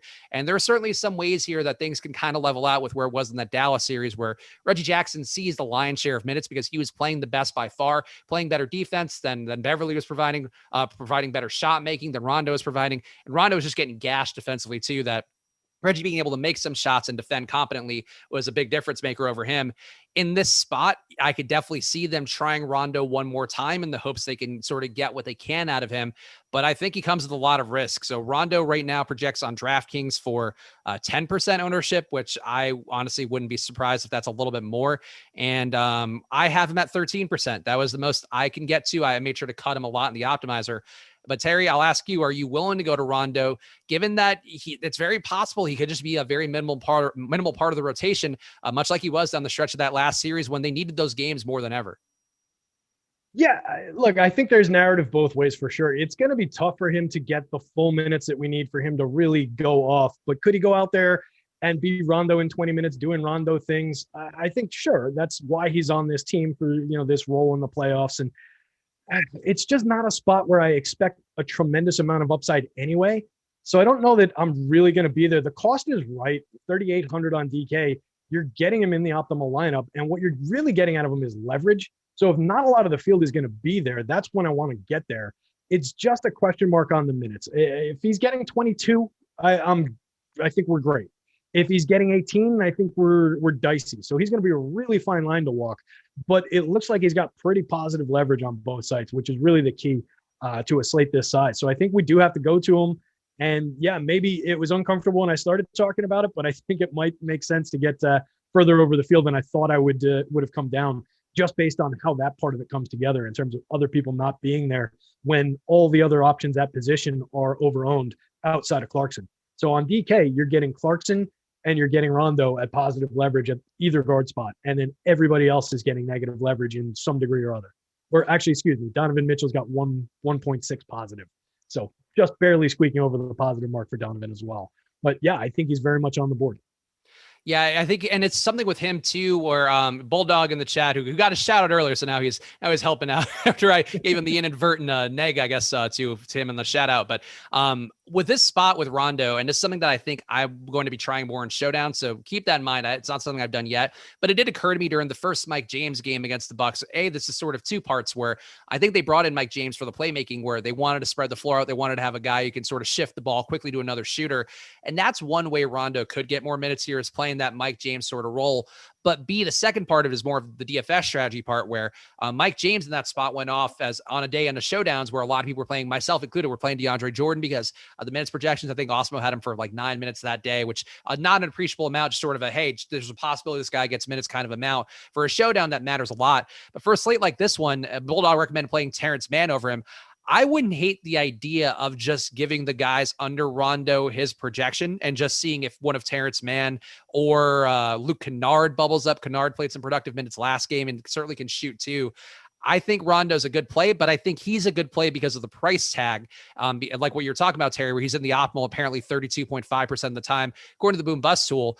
I don't think necessarily, though, that it's Rondo that's the one driving that. It's Rondo at that price tag and somebody being able to score around 18 to 20 fantasy points. You could see Mann do that. You could see Kennard do that. I don't know. There's a lot of guys at that price point who could do that at guard elsewhere, I guess. Maybe Tyrese Maxey, a little bit more expensive, but I don't think it'd be the worst approach to just give Rondo's projection to a bunch of dudes and then, chop them at 5% ownership and to see which one kind of lands the right way. But Terry, I don't know if you have any thoughts about that, because I just feel like with Rondo, it's not really about him as a player in the optimal lineups. It's just him at a salary point that lets you get to all the other guys have a very high likelihood of getting into the optimal, if that makes sense. Yeah, absolutely. I mean, we're ultimately talking about just needing to find 0.93 fantasy points per minute or thereabouts for that salary. So regardless of which one of these guys does it, if you've got a question mark about the minutes, absolutely, we can put that in. And looking at Tyrese Maxey, if you've got 100 more to spend at the same positions on DK, they have the exact same rate in fantasy points, 0.93 fantasy points per minute for the season. So if you're thinking Maxey gets a few more minutes than Rondo does, that's an easy pivot to make.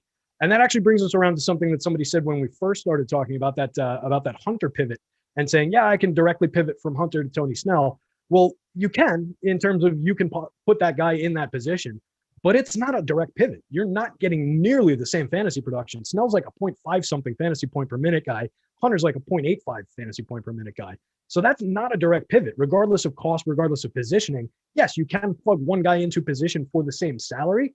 You're not making a direct pivot to get the production. So that's what you want to be focused on in doing that. And I think, yeah, the way that you're describing getting to it in Fantasy Cruncher by giving them the same projections and letting that fly is a good way to look at it and a good way to do it, particularly when you got guys at similar pricing who are separated, if you're using Alex's projections, by only a couple points. By all means, you can mash those guys kind of together if they're getting similar minutes projections and similar point projections, and just kind of take it as it comes. Randomness is another way to get that done. Yeah. Yeah. And I think that's the issue for me more so, is that like Rondo, if he is going to get the 21 minutes that Awesemo is projected for right now, the 18 fantasy points isn't even going to be close unless you are like killing the randomness to get to Terrence Mann, who's projected for me, for 10.7 fantasy points, 14.6 minutes from Awesemo. Same thing for Kennard, 9 fantasy points, 12.5. So I think in this perspective, like if you have much like me, some concern about Rondo, it's not something I'm doing today, but it is something I know I will do for a fact. Some of the Showdowns coming up. I think it's one way to try your stabs there, where there's some volatility in the minutes, some different ways these guys can all get some extra run in the backcourt. And I think that Rondo, certainly not the most sure thing, but is going to look like the best one based on most projection systems today. Also, one quick point here, and I'm just pointing this out because I want you guys to understand the level of sociopathic behavior that says by Pray for Trae, making up a fake tweet from Shams Charania as though it was a paste about Joel Embiid not playing. We do not have that news yet, but Trae is in fact banned. I'm giving him the full ban here because we need to make a statement here that you cannot be that much of a psychopath that you're making up entire tweets. Like if you're posting from an uncredible source or whatever, that's fine. Making up a fake Shams Charania tweet, clever, but that is not something that's going to hold much water here. That's an insta ban for you if you make up fake tweets and paste them in and try to deceive me at a time where this news is very important to me too. So that's a good way to get your whole Awesemo subscription refunded and canceled. canceled if you keep that shit up. That is completely unacceptable, fellas. We're all here to help one another. That's why we're doing this. And yeah, come on. Rising tide lifts all boats. We're all on the same team. Go post that shit at Roto Grinders. Yeah, so that's Vela saying that's pretty impressive. That is impressive. It is an impressive level of dedication to A, insanity, or B, just trolling people in the hopes of shifting ownership, as though we would never figure it out over the course of the next half hour. He honestly might not have thought the lock time was 7:30 p.m. instead thought it was 7 p.m. East Coast time, because he was trying to get it in last minute, and then fuck everybody over. But no, not quite. Yeah, so that's so don't do that. That's fun. Yeah, so anyway, that's my takes here on the Clippers cheap guys and how to handle them. I do feel like the rest of the guys, though, Marcus Morris popping up a lot for me, and I do think there is some variability to his minutes too, where he could get squeezed a bit by Zubac. I do think the squeeze goes more to Batum, but Morris can see maybe less minutes because he was playing a lot of 5 in that series, even though Batum was the one who sort of nominally got the minutes uptake and picked up a starting nod when Zubac went to the bench. Morris was really the one who was having to box out Boban over and over again and having to deal with that. He's not going to be able to do that against Rudy Gobert to the same extent. I think that's something even throughout the course of the series, you saw Boban have more success. I do think Morris comes with a lot of risk today, and also, frankly, the optimal mark for him is really terrifying now that I'm looking at the numbers I have him at and what Awesemo has Marcus Morris in for an optimal lineup rate at 18% on DraftKings today. But Morris to play Terry, I feel like I'm okay with, and I don't know if you have any thoughts on Morris in particular, or if you have thoughts on Morris versus Batum, if you're willing to go to these guys, I guess throw Reggie Jackson in too. These three guys, certainly the middle cast of guys on the Clippers. Yeah, I think all the guys are definitely in play to varying degrees on this slate. I'm just popping these baseball entries in while I'm talking. Yeah, you can do that because we got DeAndre Hunter news too. So let's. Did the Hunter news come in? Yes, DeAndre Hunter is ruled out. So I will be breathtakingly. I will be holding my breath. I'll be breathtaking too while waiting for the projections update for this news. But yeah, DeAndre Hunter's out. So. Yeah, expected boost should be going to Kevin Huerter. And then Danilo Gallinari mostly playing directly behind John Collins, but should get sort of a reciprocal boost. And then Solomon Hill, if we're going to go by last game, likely to pick up the start one more time. But that is one that I will keep an eye here. And I guess rerun everything, because what greater joy is there? Thankfully, with 29 minutes left. If Joel Embiid ends up out, though, boy, I will be a sad panda here. Yeah, if Embiid ends up out, this is that's a slate. Okay, Joel Embiid starting. So that one's good. All right. And we have confirmed that guy also didn't have a time machine to Shams Charania's Twitter. So in fact, he did deserve the ban that he got on here. But no, yeah, the starters for the Sixers: Simmons, Curry, Green, Harris, Embiid. And then we do not have the official starters for the Hawks yet, but I'll keep an eye here. And of course, our news god as well will be monitoring and dropping in the chat the second that you can, basically. JG saying, Gallo, are you good with your baseball items? How are you looking? Yeah, I'm all entered, so I'm good to go. I can jump back to that Clippers question if you want. We can go any direction you want while we're waiting on the Hunter news. Yeah, so talk to me about the Clippers middle tier of guys, and we'll wait for the 100 minutes update before we talk more about him, but he's out. So if you are a person who's using your own data, take him out of whatever minutes you're running for him. But Terry, talk to me then about the middle group of Clippers.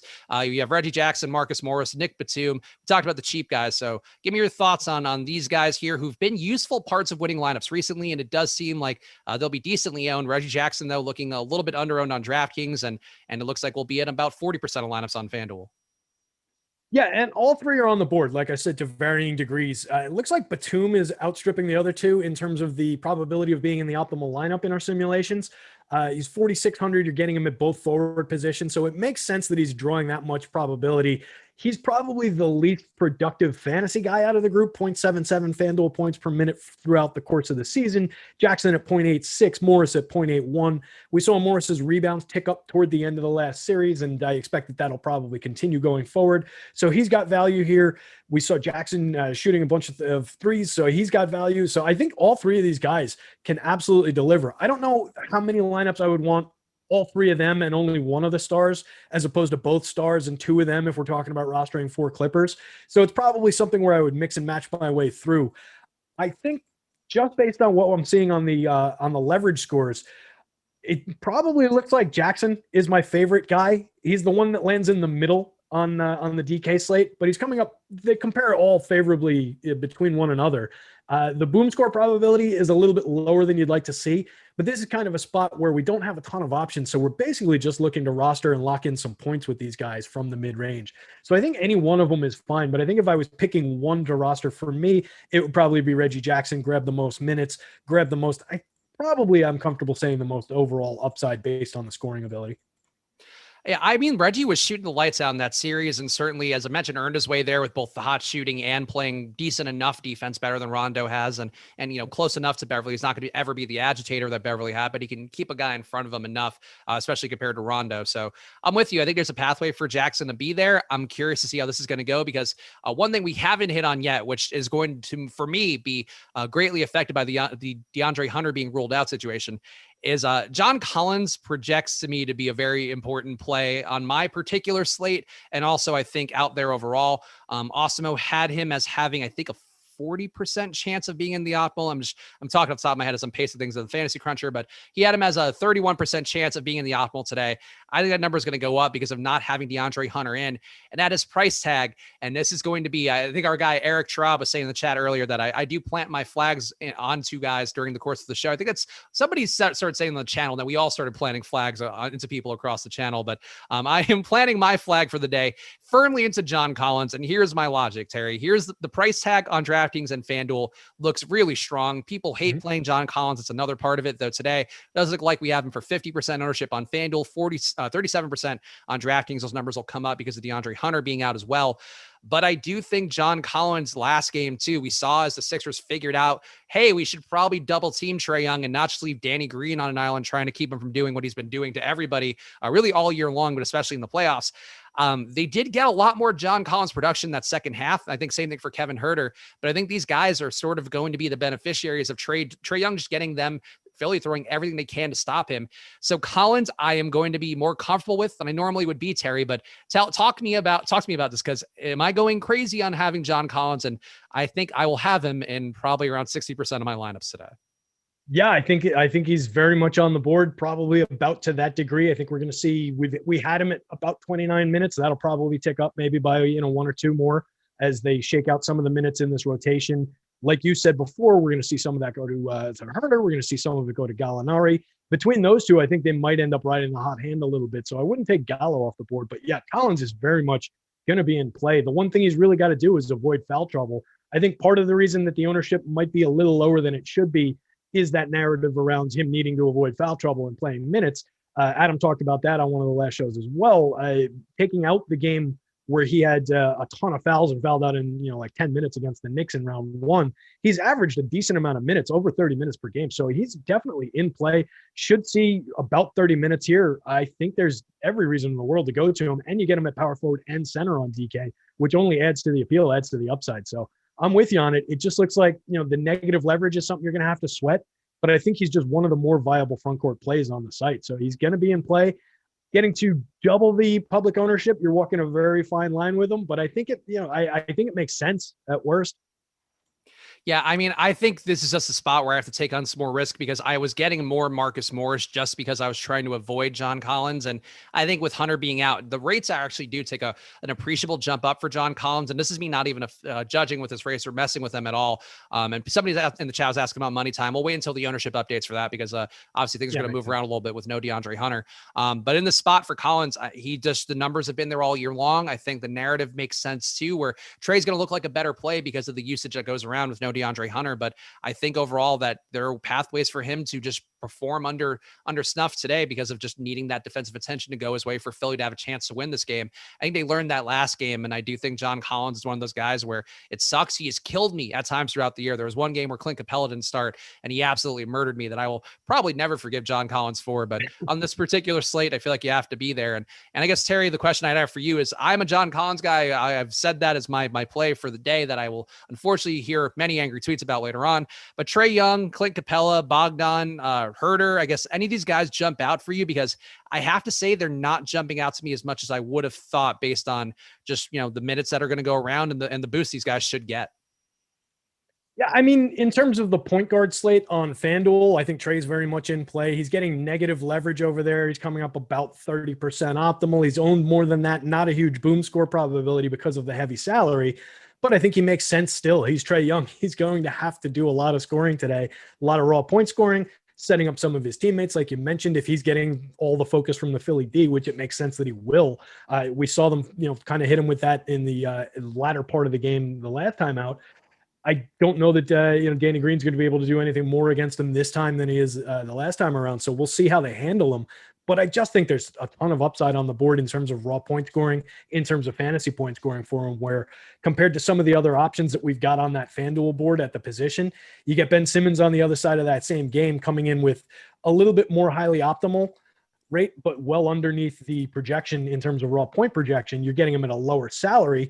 So it depends on how you want to walk that line. I would probably be looking to roster them both, honestly, and then work in shares of Reggie Jackson as my third man in, and then just kind of roll through those guys as my point guard plays on the FanDuel slate. And Jordan Clarkson hiding at the bottom of this list as well. I forgot about him on the slate there. So yeah, it would be basically a rotation of those four guys, but I don't think we can take Trae out of that equation just because he costs a lot, just because he's getting attention. He's just too good and just too likely to put up a decent score that's going to be outpacing the scores that these other guys at position put up. Yeah, no, I'm not taking Trae off. To be clear, I am getting more of him now because of Hunter not being in, but that is sort of how my projections work, is that it pulls based on the season-long averages and all of that. And if a guy goes out, it spreads it around, based upon the minutes that are remaining. So Trae, to me, is now looking like a better play, and I think more, playable in terms of his ownership that's projected. We had him at 40%. Actually, I guess we just got the run of ownership, so I think I just pasted that in. We have him at 40% on DK, and that number to me still feels a little bit lofty, but I think more justifiable now that we're not going to have Hunter. But let's do money time now while my crunch is running, and then I'll do the export of that one. So let me, Jordan runs back to, that's a dedication from our guy Jordan to hit a cash register sound effect. And I'll flip the hat. We'll do money time here, give you guys the top 5 owned plays. And if you're just looking how these plays are grading out for the day, the player projections are free today on the site. So go check them out. If you just want to check them out for yourself, or if you want to actually use them, you got about 20 minutes to do that right now. The top 5 owned plays, or top 5 projected owned plays on DraftKings. Number 1 going to be Jordan Clarkson at 48%. Number 2 going to be Joel Embiid at 43%. Number 3, Joe Ingles at 42%. Number 4, John Collins at 41%. And number 5, Trae Young, a rounded up 40%. Terry, I'll ask you, out of that top 5, Clarkson, Embiid, Ingles, Collins, Trae, any of them stand out as over-owned? I feel like you can maybe make the case for me for Ingles. I think he's going to get squeezed a little bit more by having Clarkson and Mitchell playing just more minutes because it's the playoffs, and certainly a spot where that's going to be the case. But price tag works. I really don't have to nickel and dime it too much. But Clarkson, Embiid, Ingles, Collins, Young on DK. Any of them seem not worth top 5 ownership? So I talked about how I like Ingles a lot, and I talked about how I think he's going to be productive across 2 positions at that salary and everything. But if I'm picking out of that list, he'd be the guy that's getting a little bit too much ownership, trended into the negative leverage territory on DK, but not aggressively so. So I'd be fine rostering him and rostering a lot of them still, but that would be the guy out of that list that I would pick for that question. Also, I think people are saying that FanDuel's showing Hunter starting. That's something we talk about a lot on the show, but make sure you're following at Awesemo NBA or paying attention to the news guide. Don't trust your sports book, your casino, your DFS site with telling you lineup news. They do the best they can, but it's not their focus. Their focus is going to be on making money. And it's not anything that's that's their fault necessarily, but it's sometimes hard for them to keep up with that stuff. So just make sure you have other sources here, whether it be us or some other one out there, but don't trust the lineup think news about on that. These are the same guys that were always complaining that they price these players so stupidly. Why would they have any idea who's playing, who's not in the last minutes before lock to make that update? Get your news from reliable news sources, guys, not from FanDuel or DK. Speaking of FanDuel, the top 5 owned plays on FanDuel that hopefully maybe some of these will be less owned because of them not wanting to update their lineups. Jordan Clarkson, 54% expected ownership, will be number 1 projected play in terms of ownership on FanDuel. Number 2, John Collins at 53%. Number 3, Tobias Harris at 46%, which I think is because of power forward, but I'll say right now that's the one that I don't love. Marcus Morris, number 4 at 42.4%. And number 5, Kawhi Leonard at 42%. Terry, Clarkson, Collins, Tobias, Marcus Morris, Kawhi. Those are the top 5 on FanDuel. Does any of them stand out to you like Tobias Harris does to me? So, yeah, I mean, Tobias stands out a little bit just in terms of he's by far higher priced than anybody at that position. But I think it makes sense given our choices at FanDuel power forward. We're dealing with basically John Collins, Tobias Harris, Marcus Morris, And if you want to include Royce O'Neal on that list, you can. And then not much else. We're talking about George Niang, Bruno Fernando, like guys who are not going to see minutes at all tonight. So I don't love it, but I think it needs to be there. Harris, 1.12 fantasy points per minute on the season, has a decent optimal lineup appearance rate. So I guess it makes sense getting to him. And I would just be rotating basically through those 4 power forwards and take everybody else off the board. Yeah, I would take less of Tobias and more of the other two, just because, I mean, I am, as I've mentioned, I am more of a believer in John Collins, and I would certainly like to be in general today. But also, I just feel like Tobias, I don't know, I feel like some of that ownership is maybe left behind from the questionable status of Joel Embiid and people maybe playing him a little bit more than not paying attention, or whatever the case may be for people, as we know, with ownership sometimes not necessarily reflecting the current situation as much as possible. So to me, that's a reason to come under on him, where he's now, to me, like he's still a perfectly fine tournament play, but not a sure thing play by any stretch. And I think that's something that with that ownership, it feels like he's being treated as though Joel Embiid isn't in. And that's something that's important to me to note. We got a bunch I was going to jump in with that. He dropped. Oh, sorry. Just to round it off, he drops from 1.12 fantasy points per minute for the season to 1.05 when both Simmons and Embiid are in. So yeah, he's definitely pumped up a little bit for that kind of production. Yeah, so that's something to me that if there is any ownership at all left behind that's sort of reflecting the situation you're not getting, I do try to come down a little bit lower on that. And I think, especially for FanDuel, where you are limited in terms of positionality and all that, I do think that Tobias just be one I would shave a little bit off of, even if you love him today. We got one super chat here that we missed. We got some questions in the Slack. So if you got some questions, drop them in now. Man EC asking Spags and at Josh's dad, Mitchell, Green, and Morris, or Herter, Bojan, and Harris for a FanDuel GPP. And he says, thank you. You have a 3v3. Good luck on getting it on a $2 super chat. We appreciate you putting this in, Man EC, one of our regulars. Mitchell, Green, and Morris, or Herter, Bojan, and Harris. For me, that's, even if with it being FanDuel, what I just talked about with Harris, it is very much Mitchell, Green, and Morris for me. Just trying to find, I don't know. I might go the other way on that one based on Harris's optimal lineup appearance rate. He's one of the higher guys there. He's a little bit above Marcus Morris on this board on the FanDuel slate. So I might have to take the opposite side of that. Apologies to the person who asked. Yeah, sorry, Manny C, but you can decide who you like more and take it accordingly. Like, I get the Harris play, and honestly, I don't like Green very much at all today. I'll be playing him with the field on DK, so feel free to follow your heart there, or follow Terry, our FanDuel expert. But yeah, I definitely like the first side a little more because I'm more on those guys than I would like to be by a wide margin.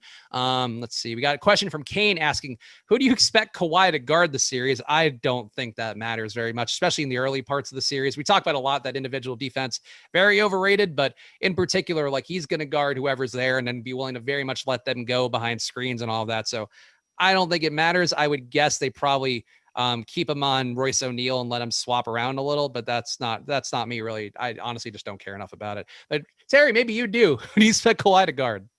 Not me. That's my answer. I don't think he's going to guard you either. Actually, I will agree with you. It doesn't really matter. I don't think. All right. So if we wanted to take it from a basketball standpoint, I don't think they're going to run him into the ground by asking him to get out there and cover Donovan Mitchell for 40 minutes tonight. Like, there's no real reason for them to do that. I think they can beat this team without him having to do something like that. So I don't think he needs to play lockdown defender tonight. I think he's just going to be out there doing Kawhi things, guarding the position, and we'll be fine. I don't think we have to sweat it, like you were saying. Oh my Lord. Okay. So oh boy, I do not. This is the thing when you're doing a live show and then you get your exposures and there's really no way to run a crunch again and sort it out. Sometimes apparently you have to play 90% John Collins. And that is where that is my flag for the day. That is a flag. Yeah. That is an awfully big flag waving in the breeze. And I like it. I think you're there.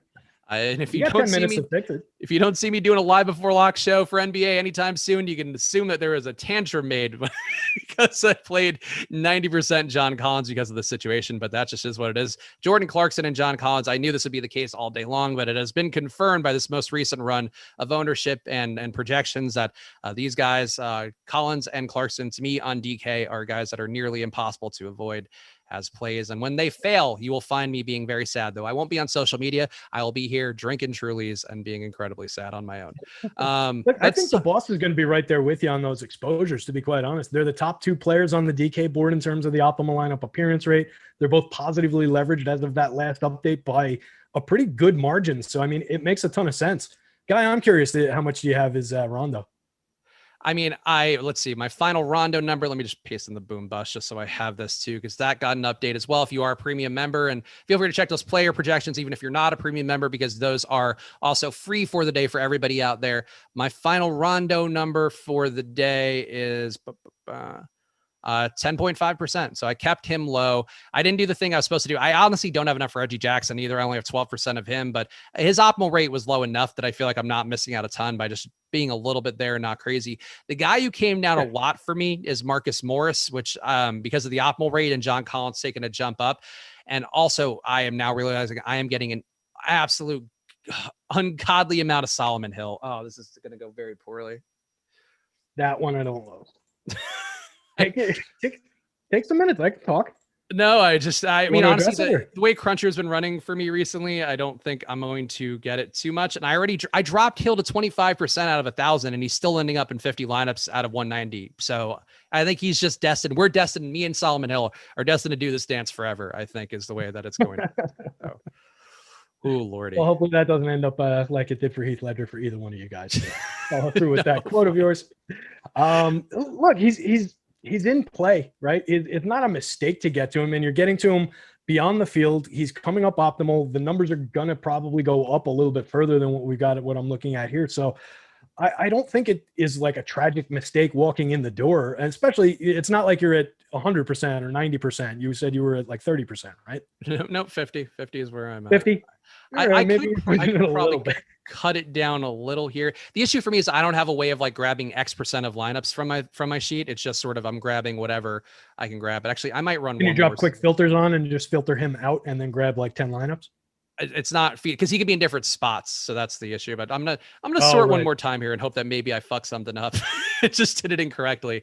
But if you want to grab some of the premium Slack questions, I think we had a few built up that we were both tagged in. So if you want to hit those, I'll sort this out and then let me jump over and see if I can find. See if old Solomon could maybe be a little bit less prevalent. Would be nice. This one was for you. It was a Fanduel question. Yang and Embiid or Morris and Gobert? I'm going to take that one. I'm going to say it's firmly Morris and Gobert. That was an easy one. Yeah, I like Gobert quite a bit today. I think in lineups without Embiid, he's the center play that I'm getting to. So for Fanduel, it'd be the same thing. Like it's not that different of a play.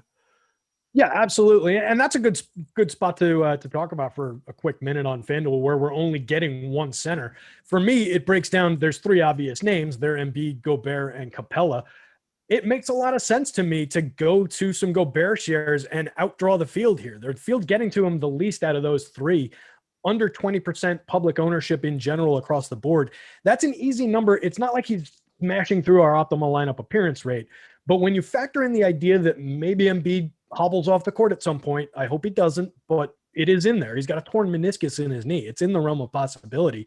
Well, then we've got to double that lineup, optimal lineup rate for Rudy Gobert, because we're talking about basically him versus Clint Capella at that point.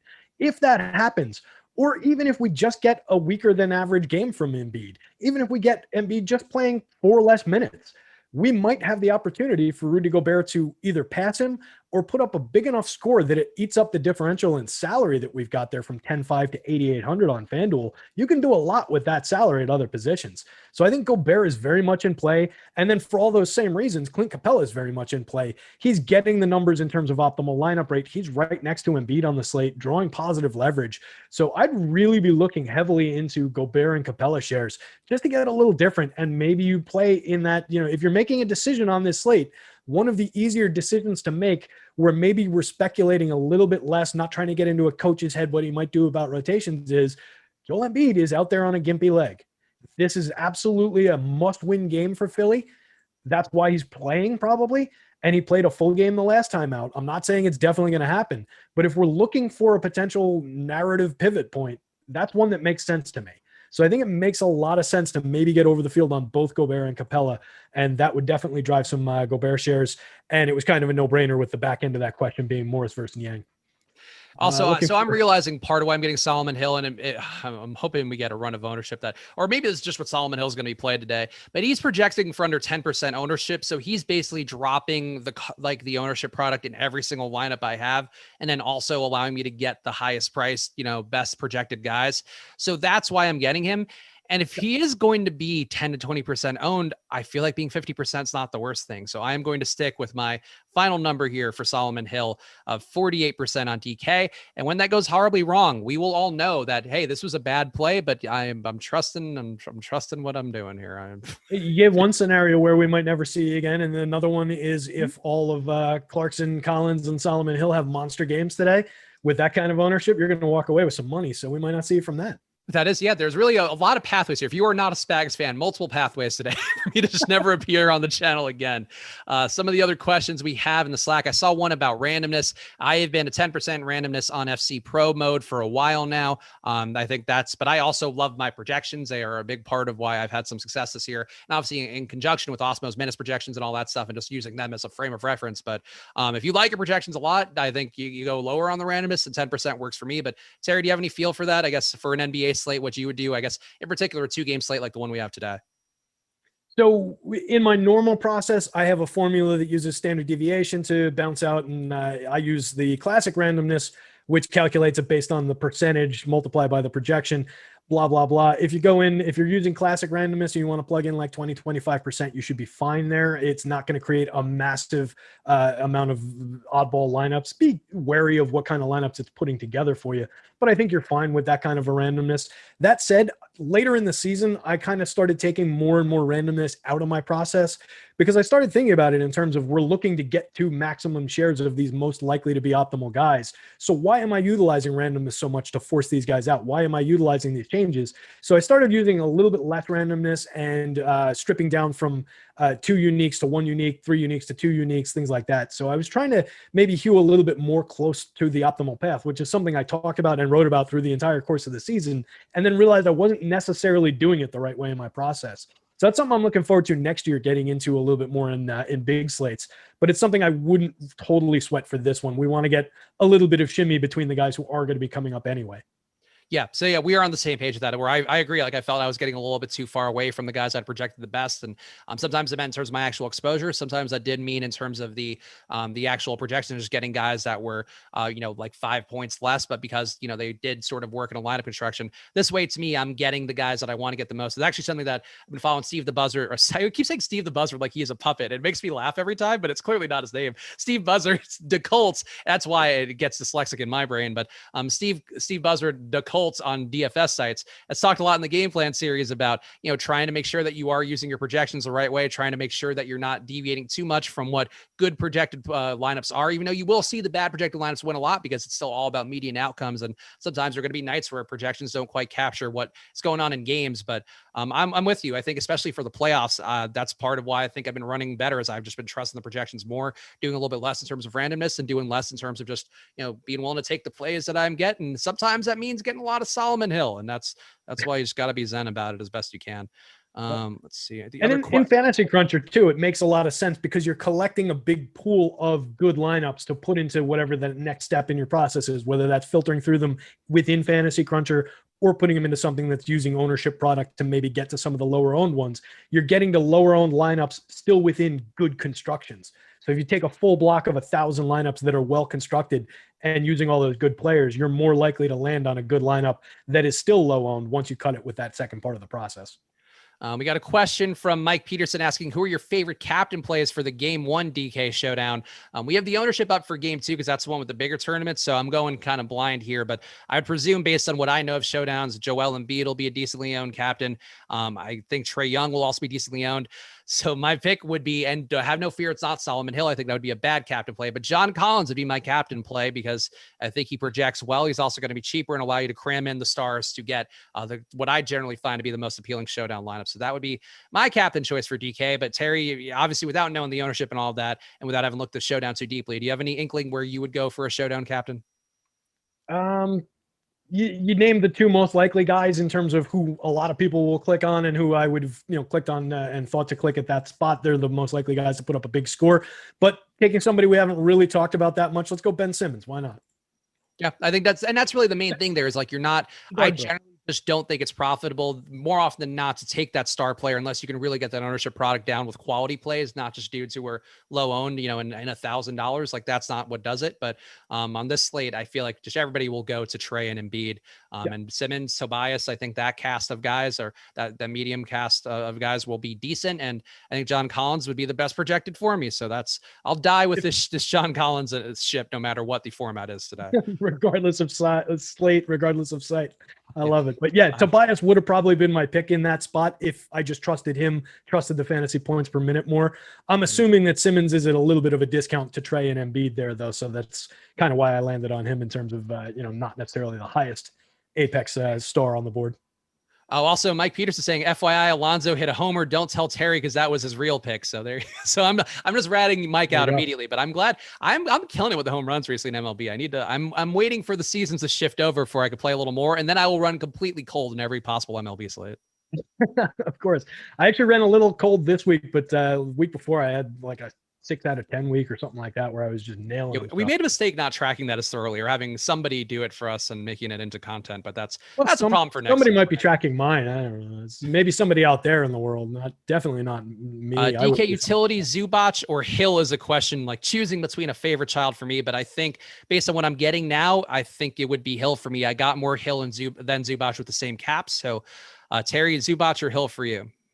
Yeah, I think Hill makes sense at this point. We're still dealing with very limited potential minutes for Zubac, and we've got Hill with at least more secure likely minutes. So I think that's the way to go. Azuri7 asking a question, which hopefully you've had answered because we're going to be locked now. Tybal or Hill on DK? That one for me is Hill again, and on DK is obviously the spot. And his favor is okay as a cheap option at center. I think he's fine. He's a direct pivot to Zubac, who's not projected for a ton of ownership, but I got a little bit of favors, not a ton though. I don't think he's a good play, but he's a cheap option who opens up things. So if the other ones fail, like he's viable. Yeah, definitely viable. Definitely on the board, pulling down some shares in the optimal lineup, right? So he's definitely in play. I'd like to see him with more minutes. If he got upwards of 20 minutes, he'd have a home run play for 3,100. So there you go. So pay attention to the news, guys. If you get a Zubac starting lineup, I think definitely try to gravitate a little more towards there because he only has 10% expected ownership. Make sure you are playing at No House Advantage. This slate's obviously locked for them now, but they've had a ton of slates. They also do some single game slates now. So lots of ways to make money over at No House Advantage. Use the promo code Awesemo on there for a $20 deposit match the second that you sign up. It's a really good place to play. And the no ownership projections, I mean, like we talk about it on here, they are a sponsor. So people, I think, sometimes tune it out. People have won a lot of money on No House Advantage here, just following the ROI tools, following the No House Advantage projections, the win percentage and all of that. And it's been a really good asset to a lot of people out there who've had tougher times on DraftKings and Fanduel and Yahoo and all of that. So just worth trying things out to change your process up, and No House Advantage can do that for you with the promo code Awesemo. Terry, give the people your final plug for yourself before we call it quits, and say a silent prayer for Solomon Hill. Definitely praying for all your guys since I'm not playing the slate. But catch my MLB article tomorrow. I think I'm not on shows tomorrow, but who knows? I might pop up somewhere. And I am going to be on everything tomorrow, starting bright and early with the MLB Strategy Show or Live Before Lock, whichever it is for tomorrow's slate. I don't know yet. Find out with me on the channel by hitting subscribe here. We appreciate you guys for being here. Enjoy your nights and good luck.